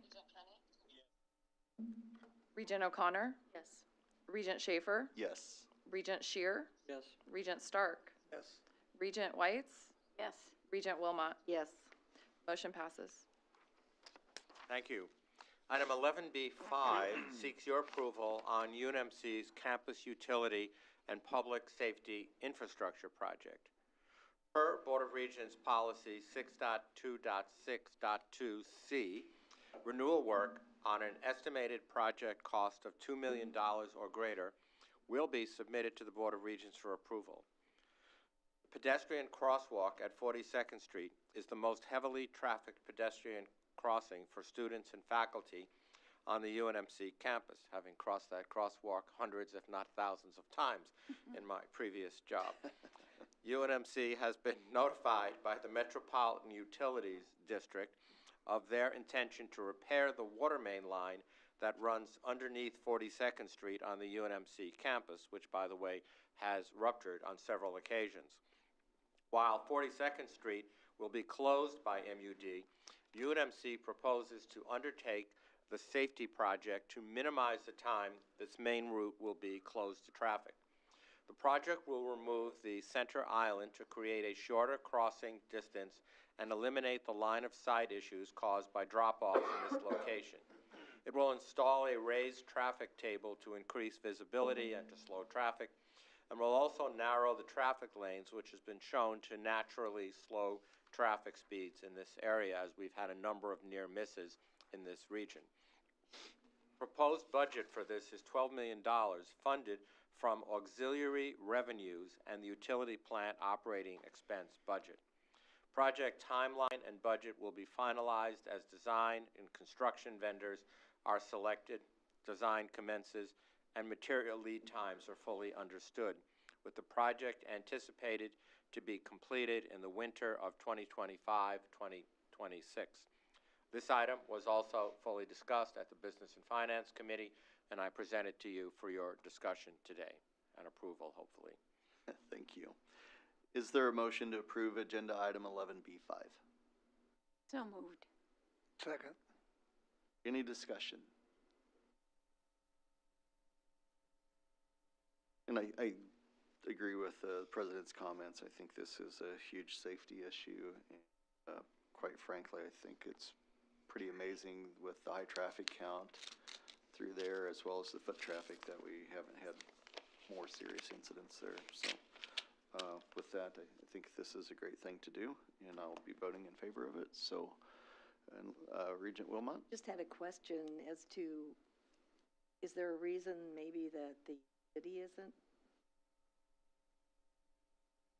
I mean, is it something that has to be our fence? I'll turn that over to Ann Barnes, our CFO. So this is something, again, the Metropolitan Utilities District, they are doing the street repairs. We have been working with the city on the plans to get approval for those. We can obviously seek input from the city in terms of financial support, so we will continue those conversations. But typically, these kind of changes that we are proposing would be something, you know, that we would have to cover because of the location of the crossing on our campus. But we'll pursue that for sure. Just ask. Yeah, absolutely. You know, I was going to say 42nd Street is one of the streets on the Med Center campus that I believe is not vacated by the city to the ownership and maintenance of the campus. Therefore, this Regent Wilmot's comment is extremely germane as to, you know, who owns the sidewalks and some of the pedestrian walkways. That's something that we'll have to dig into. I can't by any means predict how the city planning authority will respond, but it's worth asking the question. Push for at least 50-50. Something. All right. Any other questions, comments, concerns? Not, please call the roll. Regent Herbin? Yes. Regent Schroeder? Yes. Regent Adidam? Yes. Regent Kenny? Yes. Regent O'Connor? Yes. Regent Schaefer? Yes. Regent Shear? Yes. Regent Stark? Yes. Regent Whites? Yes. Regent Wilmot? Yes. Regent Claire? Motion passes. The question as to whether we maybe should have amended that motion so that they would, you know, have that in there, but maybe it'll be. I trust our CFO to get the job done. Twist arms. Jenny Bartholomew is sitting here. Rest assured, we'll work on that. I think these two ladies will be adamant in chasing that down if they can squeeze the city for some cost share on it. Thank you. Well, thank you, Regent Schaefer, and I now turn the meeting back over to you for discussion of item 11C1. Item 11C1 seeks your approval to award the title of Regent Emeritus to Dr. Jim McClurg. In accordance with RP 1.2.6, President Gold and the Executive Committee of the Board have nominated Regent Jim McClurg for the title of Regent Emeritus. Dr. James Edward McClurg is a distinguished leader in biochemistry, biotechnology, and higher education governance. Born in Bassett, Nebraska, Dr. McClurg earned a Bachelor of Science degree in biology from Nebraska Wesleyan in 1967 and a PhD in biochemistry from the University of Nebraska College of Medicine in 1973. His impactful career spans academia, industry, and public service, including roles as researcher, professor, and executive leader in scientific innovation. He served on the University of Nebraska Board of Regents from 2002 through 2012. He served as chairman for 2 years of that time. As a founder and former chairman of Bio Nebraska, Dr. McClurg has been a visionary in advancing bioscience innovation in Nebraska. It is an honor to recommend our friend and our colleague, Dr. Jim McClurg, as a recipient of the honorary title, Regent Emeritus. Is there a motion to approve item 11C1? So moved. Okay. Is there any discussion? Anyone like to make any comments about Dr. McClurg's service? Regent Clerk? Yes. I wasn't prepared to make the remarks. I found out exactly 45 seconds ago that I would be able to make some remarks about Regent McClurg. This university is better in part because of Jim McClurg. He instilled the definition of what governance means. He instilled the definition of what process means. He instilled the definition of what doing the right thing means. It's not always the popular thing, but it's the right thing. He left his mark in forming the audit committee and putting together the scope and guidelines for that committee, which is extraordinarily important as you look at what the university is involved with and what all the audit committee entails. He's also been a huge supporter of different facets of our university, including the mentoring of young people. You may not know this, but he was one of the mentors for the group of young men that formed Huddle, and he helped them in their strategic decision making as they were moving that company forward. Huge benefit for Nebraska, and a huge benefit for Lincoln, and a huge benefit for the University of Nebraska. And that's just one company. Jim has done mentorship for all sorts of younger people, continuing to improve on the trajectory of their lives and the lives of their families.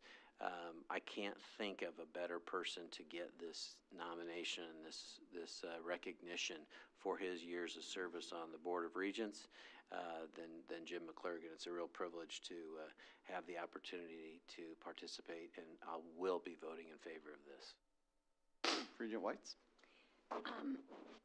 As the current chair of the audit committee, I've benefited from his work from so long ago, but it's also sort of synchronistic that this honor comes at this time, because at our meeting yesterday, we were discussing plans for future staffing of the audit staff, and we are hoping to add interns from graduate programs at the university, which I think is in keeping with the mentoring factor that he brought to that work. So I'm very much in favor of this. Anyone else? President Gold? Thank you. Well, first, I would like to thank Regent Claire for suggesting that this would be a good time to honor a great citizen of Nebraska and a great leader of our university. And the opportunity to do that should never be taken for granted. But I, too, had the opportunity to work with Dr. McClurg when I first became a member of the university family. At that time, he was the chair of the board of what was known as the Kansas Center Development Corporation, which created the largest public-private partnership, which resulted in the construction and operations of the Fred and Pamela Buffett Cancer Center, which is now a highly, highly regarded National Cancer Institute designated center of excellence in cancer. His leadership of that group, that 501c3 corporation, which brought a number of critically important disparate partners to the table to be focused on the single highest goal, which was the excellence of the Cancer Center, was truly remarkable.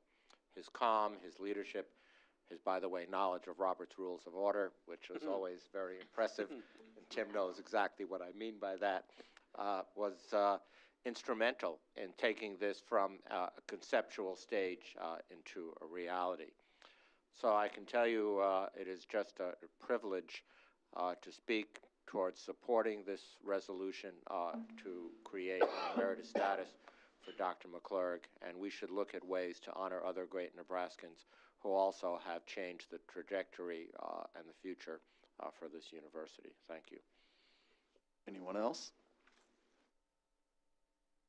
I would just like to add that Dr. McClurg represented District 5, except for a few months prior to my starting in as a regent, and spent a fair amount of time with him early on in my career, and always found him to be gracious, kind, and generous with everything that he had available and was willing to share. And so we are definitely a better university and in a better state with his service, and this is clearly a huge benefit to the university to do this for him, talking about giving back, and he gave so much to us over the term of his career, and so this is just a token of our appreciation and sign of respect back to him for thank you. So with that, please call the roll. Regent Herbin? Yes. Regent Schroeder? Regent Adidam? Yes. Regent O'Connor? Yes. Regent Schaefer? Yes. Regent Shear? Regent Stark? Yes. Regent Whites? Yes. Regent Wilmot? Yes. Regent Clare? Yes. Regent Kenny? Yes. Motion passes. Okay. Item 11C2 seeks your approval to appoint Ann Barnes to serve on the Exarban Future Trust Board of Directors. Under the Articles of Incorporation of the Exarban Future Trust, the President of the University of Nebraska, with the approval of the Board of Regents, shall appoint one member to the Exarban Future Trust Board. Upon consideration by the Executive Committee of the Board of Regents, it is recommended that the Board approve the appointment of Ann Barnes, Interim Vice President and Chief Financial Officer, as the university member of this board for a term of 2 years, commencing January 1, 2025 through December 31, 2026. Is there a motion to approve item 11C2?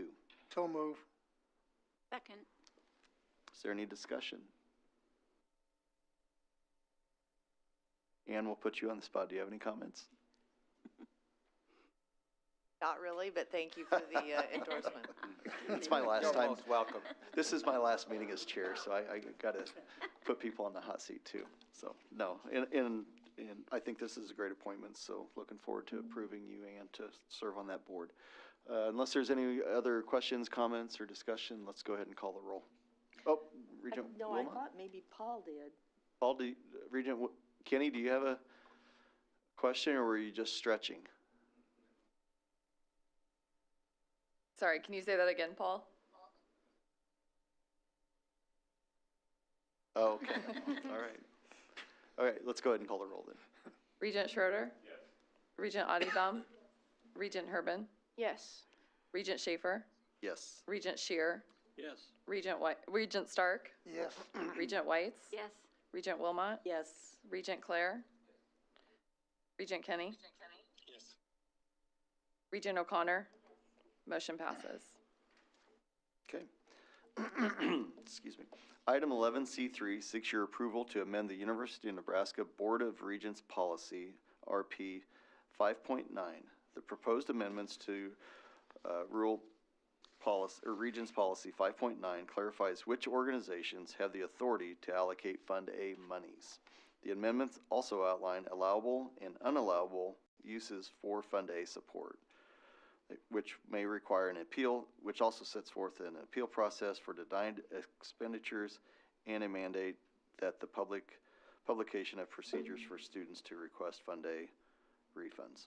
Is there a motion to approve item 11C3? So moved. Is there a second?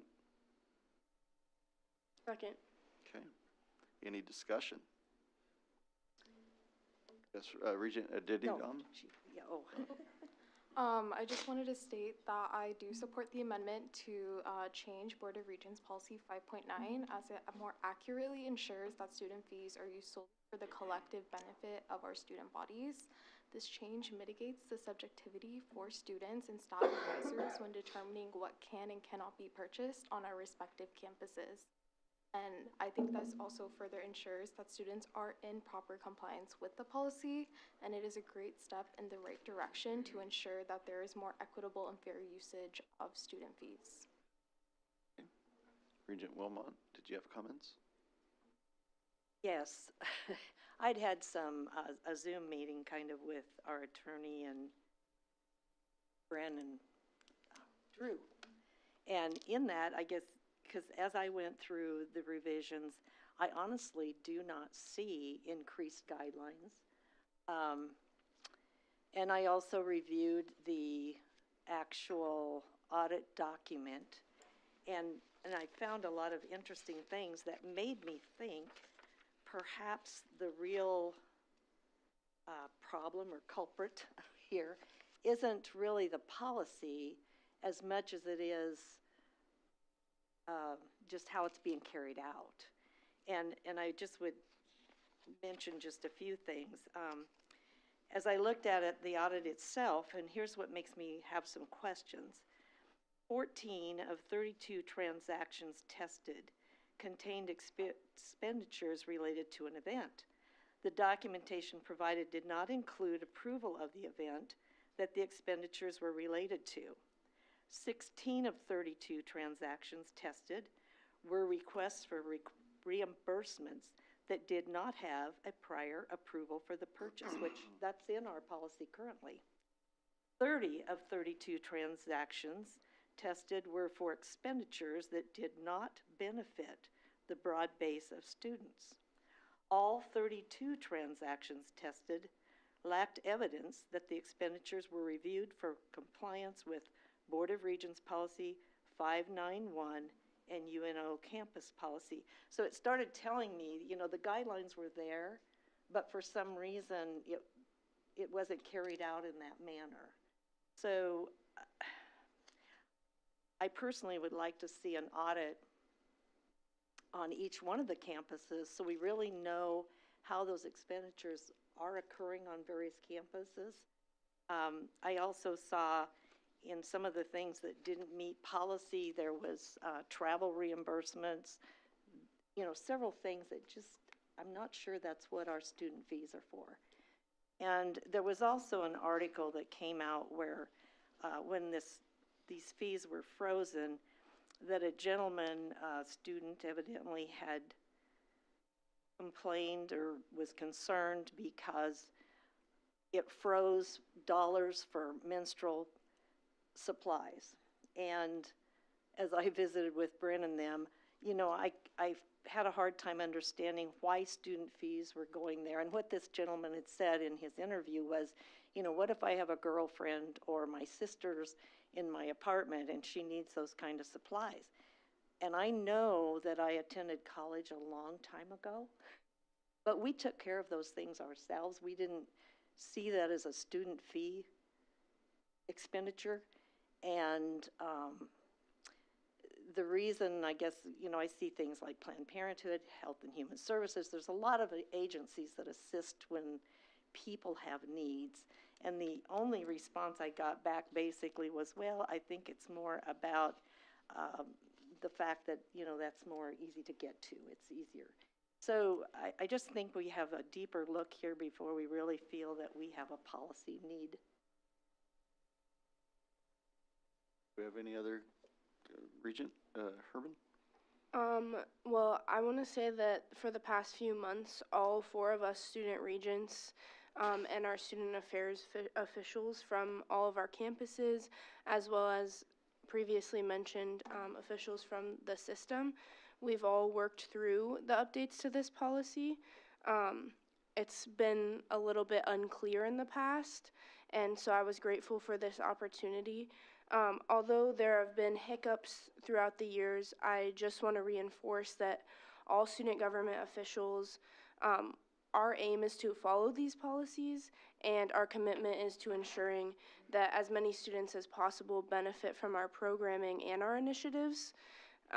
Even with this policy change, this will remain our primary commitment, And I'm really supportive of these edits as I feel that students will feel the positive impacts of student programming through this policy still. It will allow accuracy, efficiency, and most importantly, more clear guidelines in navigating the expenditure of student fees. Okay, Chancellor Lee. Thank you, Chair. I am a big believer to comprehend internal audit. It sometimes is of consultation nature and also provide guidelines for our students. So I'm very supportive of the revisions and appreciate that this was, like our student region just mentioned, a collaborative effort to include feedback from our students and leadership from each campus. These changes provide welcome clarity on the appropriate use of the funds, result in what I call a stronger financial policy for our university. And we remain committed to being strong financial stewards, and I believe that this update will assist us in providing guardrails so that funds are being utilized for the intended purposes. Thank you. Regent Shear. And I'm not diminishing the amount of work that everyone put in, but the one thing that I think about is this was brought up because of a problem that was discovered on the UNO campus. And I'm wondering, it sort of throws UNO under the bus, and I agree with Senator Wilmot that perhaps we need to look at other campuses as well to make sure policy may need improvement. I'm not going to argue that, but was that the only campus that we were having problems, or is it a system-wide problem on all the campuses that we were having use of funds that weren't necessarily approved? And I guess that was my concern. We haven't changed the fact that we had I mean, to me, it's a personnel problem more so than anything, because we had people that weren't following the policies. And we can have this could be the best policy in the world, but if we don't have people that will follow the policies, or that are following the policies, I'm not sure changing rules don't do any good if people don't follow the rules. And so I'm just wondering if we shouldn't be making a more system-wide approach to make sure that the policies, and maybe everybody else is following those, but I think it would be beneficial to not just isolate one campus from the others. I think we should look and make sure that follow through on the other campuses as well. President Gold was up next, then we'll come back to you, Regent Whites. Well, I appreciate your comments on this, and I'm harking back to 4 to 5 years ago when the internal audit process looked at all student fees, Fee A and Fee B, and made some very significant recommendations to all of our campuses, which resulted not only in policy change, but resulted in accounting structures, expenditures, and other such things, which were then monitored in follow-up by the internal audit group. There is an ongoing, according to Mr. Justice, sequence for re-auditing all of Fund A and Fund B expenditures on all of our campuses, literally ongoing as we speak. And this was discussed, at least briefly, at our Audit and Compliance Committee meeting yesterday afternoon, and Mr. Justice reassured us, and frankly reassured me, that all of the campuses' processes will be looked at by the end of this academic semester with report back to the Audit and Compliance Committee. There is no question that no matter how good a policy is, if there's not monitoring and reporting of that monitoring back to the governing body, it loses its authority over a period of time. The current ongoing evaluation is on the Lincoln campus, and the Med Center and UNK are going to follow in short order. So I feel comfortable whether the policy changes meet the needs or don't meet the needs. That is up to the Board of Regents to determine. But the fact that there is ongoing internal audit monitoring is accurate. Okay. Regent Whites? Well, President Gold covered the first part of my discussion about our meeting yesterday at audit. My second one is some of this may be education of the people who hold the offices who are applying the rules. And I think it's very hard. There are so many, but I think it's important that we know that there be orientation into critical issues like how budgets are formed and how decisions are made on finances. And I think the student regents have been talking about this, and I feel confident that the audit committee is taking care of the internal audit piece of it. So I feel very comfortable with this.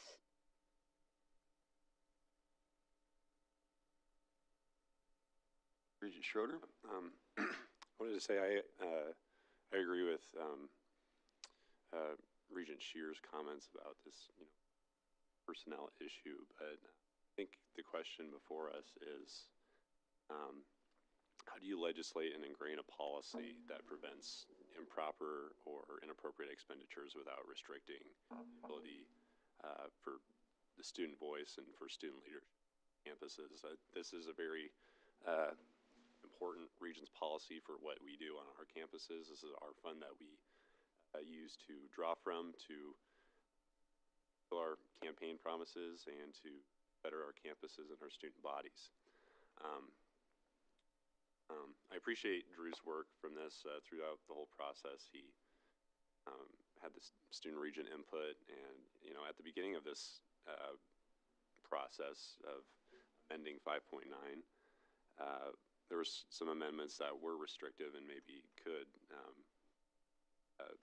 satisfy some of our elected regents better, but I think that they would have placed great limitations on our student governments on what we spend money on. This year, UNK student government, we've made investments into our mental health groups, our campus ROTC, international student organizations, and campus-wide events. And some of these proposals with restrictions that may satisfy you better were, wouldn't allow us to do things like that. So I think what we have today is a non-restrictive policy that provides guidance more than anything. And if you are concerned about ensuring that there is a mechanism to prevent proper expenditures from happening, I think that's why we have the people behind me, and I think that's why we have student government elections and impeachment clauses to hold ourselves accountable to our student bodies. Well, I have an additional concern, and I totally agree with the type of expenditures that you are making at Kearney. I don't agree with $85 going for a sex toy basket at the drag homecoming. There's something that we're missing here, and I don't think it's the policy. You took the policy at Kearney, it sounds like, and again, we haven't had an audit, and I don't see a problem there in what he's just saying. I have some problems, though, in some other areas, and therefore I come back to I'm not sure it's a policy that we really have a problem with. I think it's maybe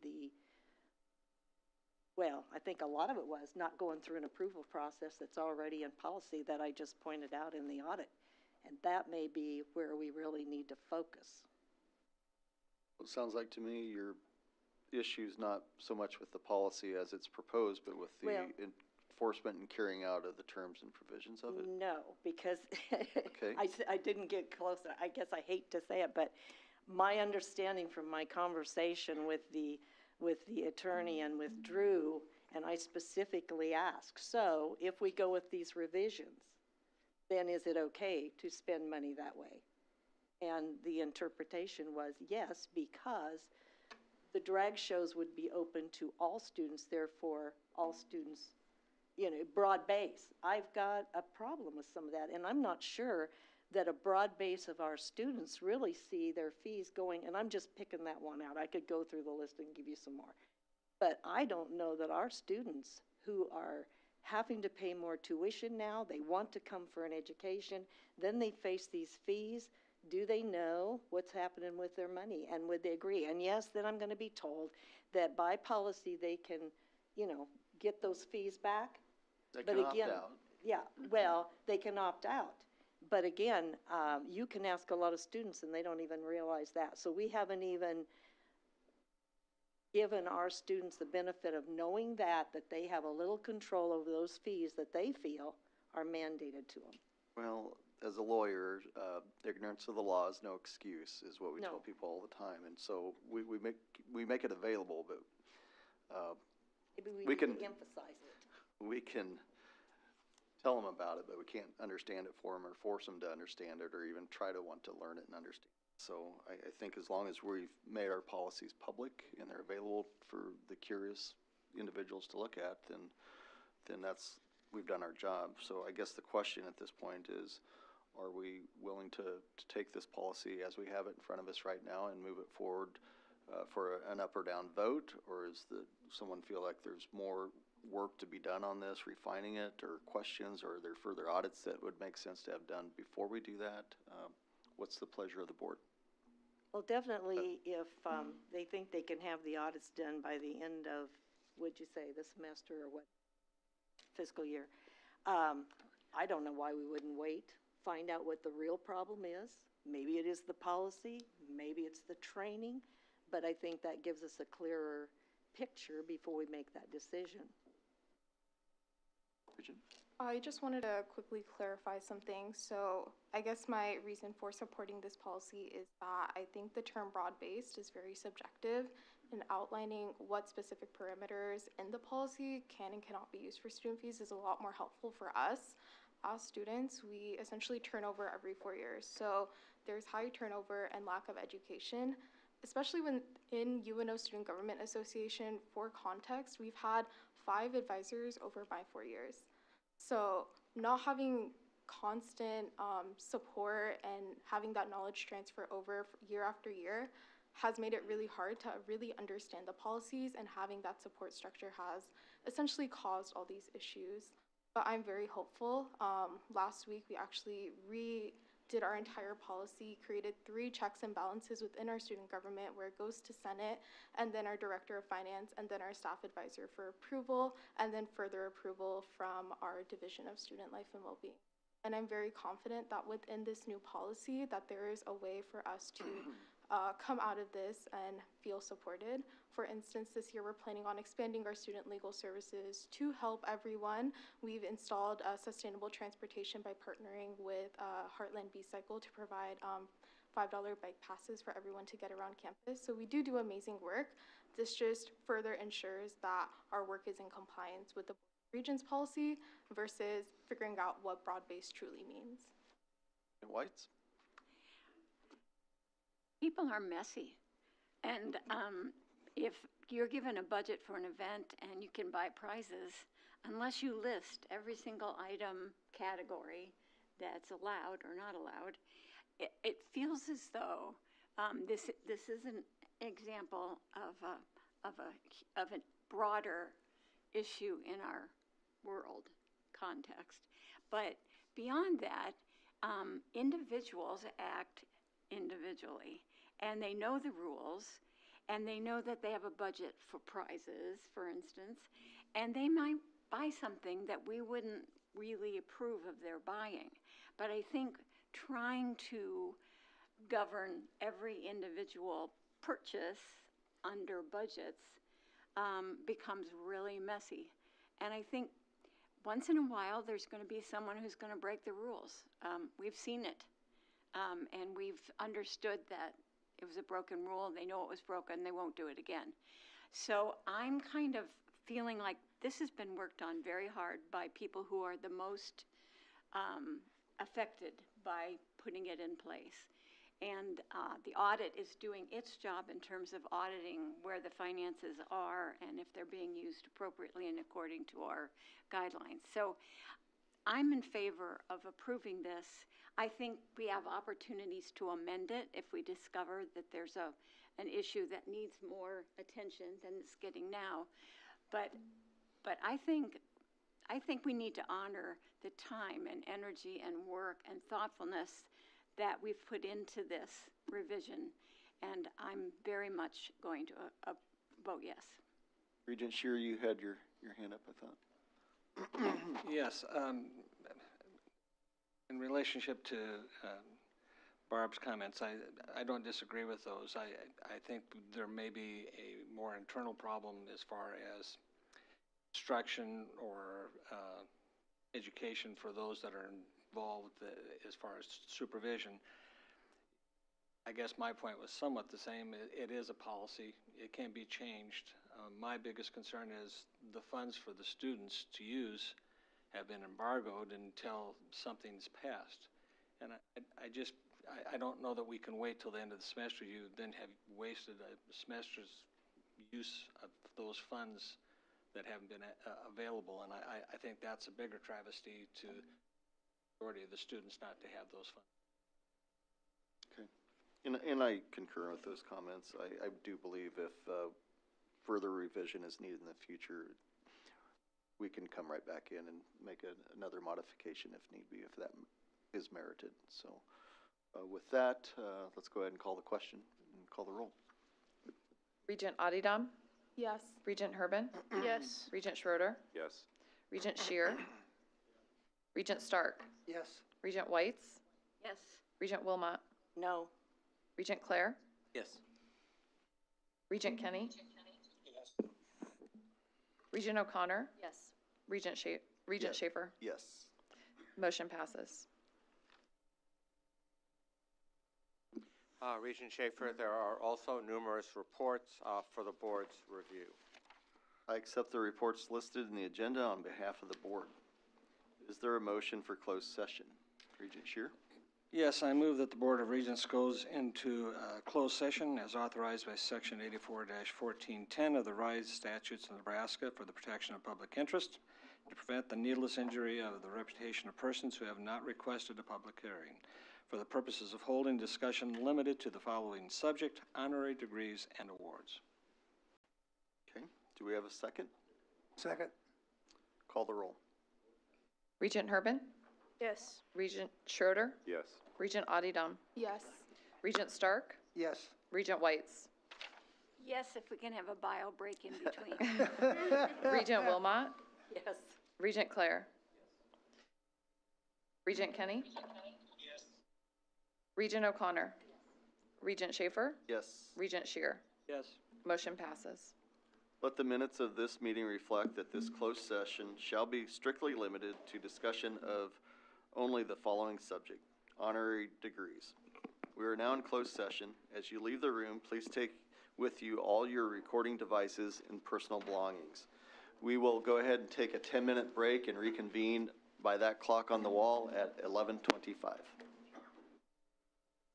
Did I give you enough time? Yeah.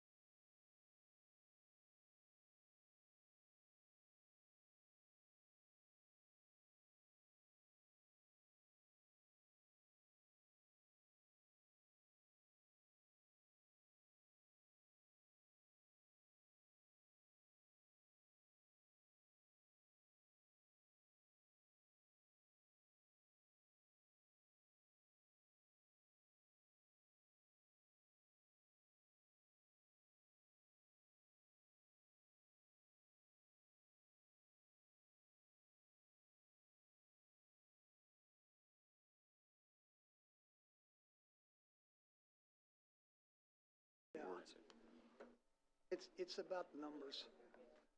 You bet. Oh, You get 50 boys in a class, Oh, we still got them. only 10 go out. Hard.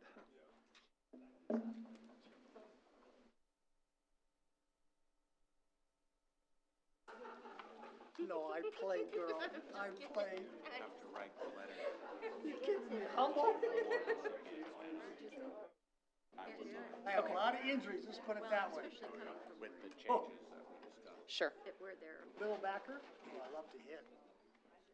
Quarterback's better, 'cause you don't get hit. Middle backer, you get hit every time. People recognize the reality. Unless you're little like me, just blitz. Get between that center and that little guard, right there, baby. Is football your favorite? They sort of popped out after Airmark. Oh, you went to Dome? It's kind of interesting. Figured they might want to stick around for the election, but that's okay. You weren't all of them. Okay, it's now 11:53. Let it, the record reflect that we are now back in open session. Do I have a motion and a second on agenda item 11A1, the award of honorary degrees and awards as amended? Second. Okay. Any discussion? Please call the roll. Regent Herbin? Yes. Regent Schroeder? Regent Adidam? Yes. Regent Thavaro? Regent Whites? Yes. Regent Wilmot? Regent Claire? Regent Kenny? Regent O'Connor? Yes. Regent Schaefer? Yes. Regent Shear? Yes. Regent Stark? Yes. Motion passes. Okay. In accordance with our standing rules, the vice chair automatically assumes the position of chair at our annual meeting. As such, Regent Kinney will now serve as chair of the Board of Regents. I'd like to just say thank you for allowing me to serve this past year as your board chair. I think we accomplished our one greatest task of being a board and for the University of Nebraska, and that was installing this fine gentleman here to my right as our president. I know he's doing an outstanding job. I've been all over the state and country in recent months, and everywhere I go, people have accolades and nothing but great things to say about President Gold and our selection of him to be our president. So I know we're on a great trajectory with him, and we should all be able to sleep at night knowing that he's at the helm. So with that, Regent Kinney, you're now, it's now your meeting. Thank you, sir. Get away from this echo. Dr. Gold, could you step in my place and present the gavel? Thank you, Regent Kinney. So it is my pleasure on behalf of the University of Nebraska and on behalf of the Board of Regents to present to Chair Robert Schaefer the Board of Regents of the University of Nebraska recognition for his service during the last year. I think we all know that this last year has been long and complex for many different reasons, of which many of us, myself included, are intimately aware. But I would say a job well done, Rob. I appreciate your leadership, your friendship, your devotion to the future of the university, and thank you.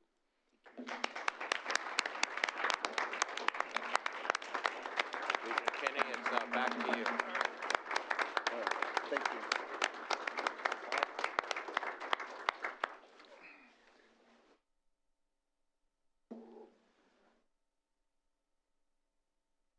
He said that I'm not. Now we'll take nominations for vice chairman.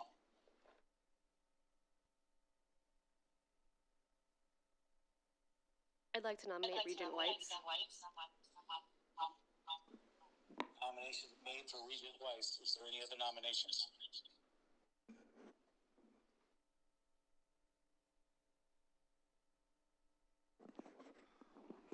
And you'll have to help me if the mic isn't, I can't hear anything. I believe Regent Wilmot had. Were you going to make a nomination?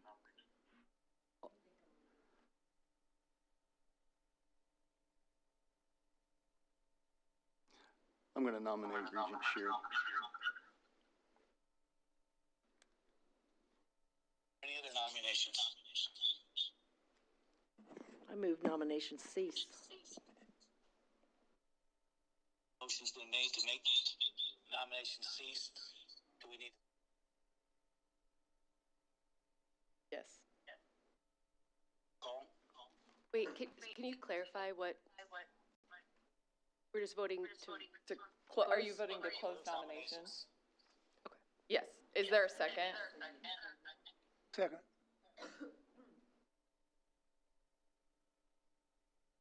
Call the roll. Yes. Regent Schroeder, Yes. Regent Adidam, Yes.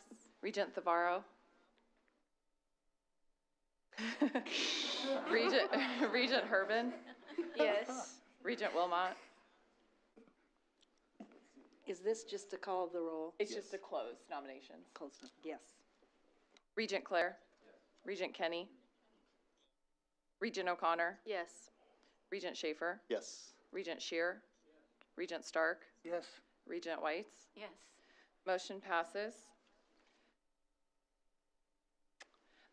Section 1.2 of the standing rules provides that when there is more than one nominee for an office, then the elections are conducted by secret ballot. Before each of you are some slips of paper which will serve as ballots.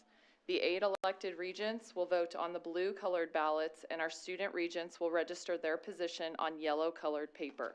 Regent Kenny will submit his vote via email to me as approved by the interim vice president and general counsel. I will then write his vote on a blue-colored ballot and include it with the others collected. Please write your selection clearly on your ballot. A nominee shall win the vote with a majority of the quorum, which is 5 votes. I will announce the results from both the elected regents and the position of the student regents and record those results in the minutes.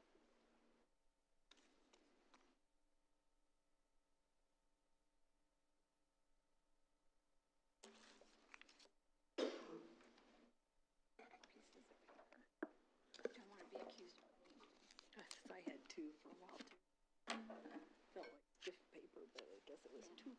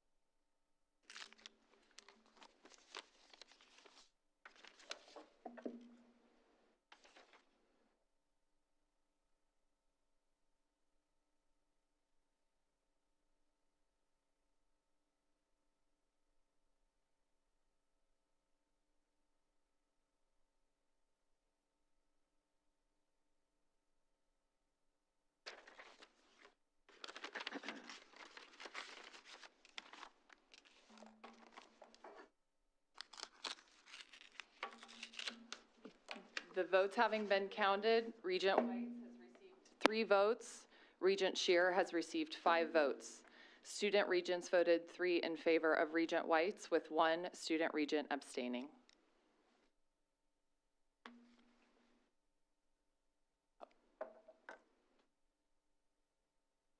Yeah, I'll go ahead. Congratulations, Regent Shear. Looking forward to working with you, as well as continuing to work with Regent Whites and others on the board. So, does anyone have any comments? If not, I have a comment. Okay.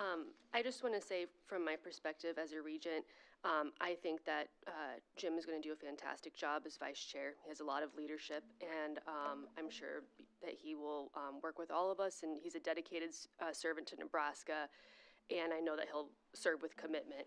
I do have a concern that this board is devolving into a lot of partisanship, and I want to remind everyone that we are a nonpartisan body, and our responsibility to the university should rise above politics. unfortunately, the last couple of years have seen increasing division, and board decisions too often have been made by just a few select regents, and they've been based on political maneuvering. And I hope that in this next year, we can continue to work together, and I look forward to working with Chair Kenny, but I'm very disappointed in the way that some of these decisions have been made. Regent Kenny, are you back with us now? Sorry, yes, now. Except for the echo. Does anyone else have a comment? Does anyone else have a comment?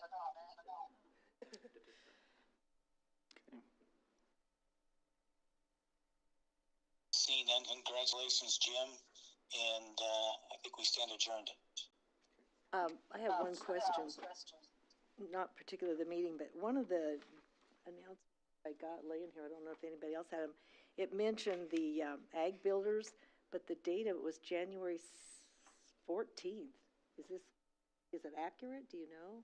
I don't know, but I don't know that that's something we have to address still Well, not while with we're the in board, session. but I just wanted to know before we left if I could. Clear that up maybe afterwards. It's in my notes there, we are going to have a facilities corporation meeting immediately following the board meeting though. Yeah. All right. Anything else? Have a facilities court meeting. I meant to adjourn. All right, I'll hit the gavel for you. Thank you.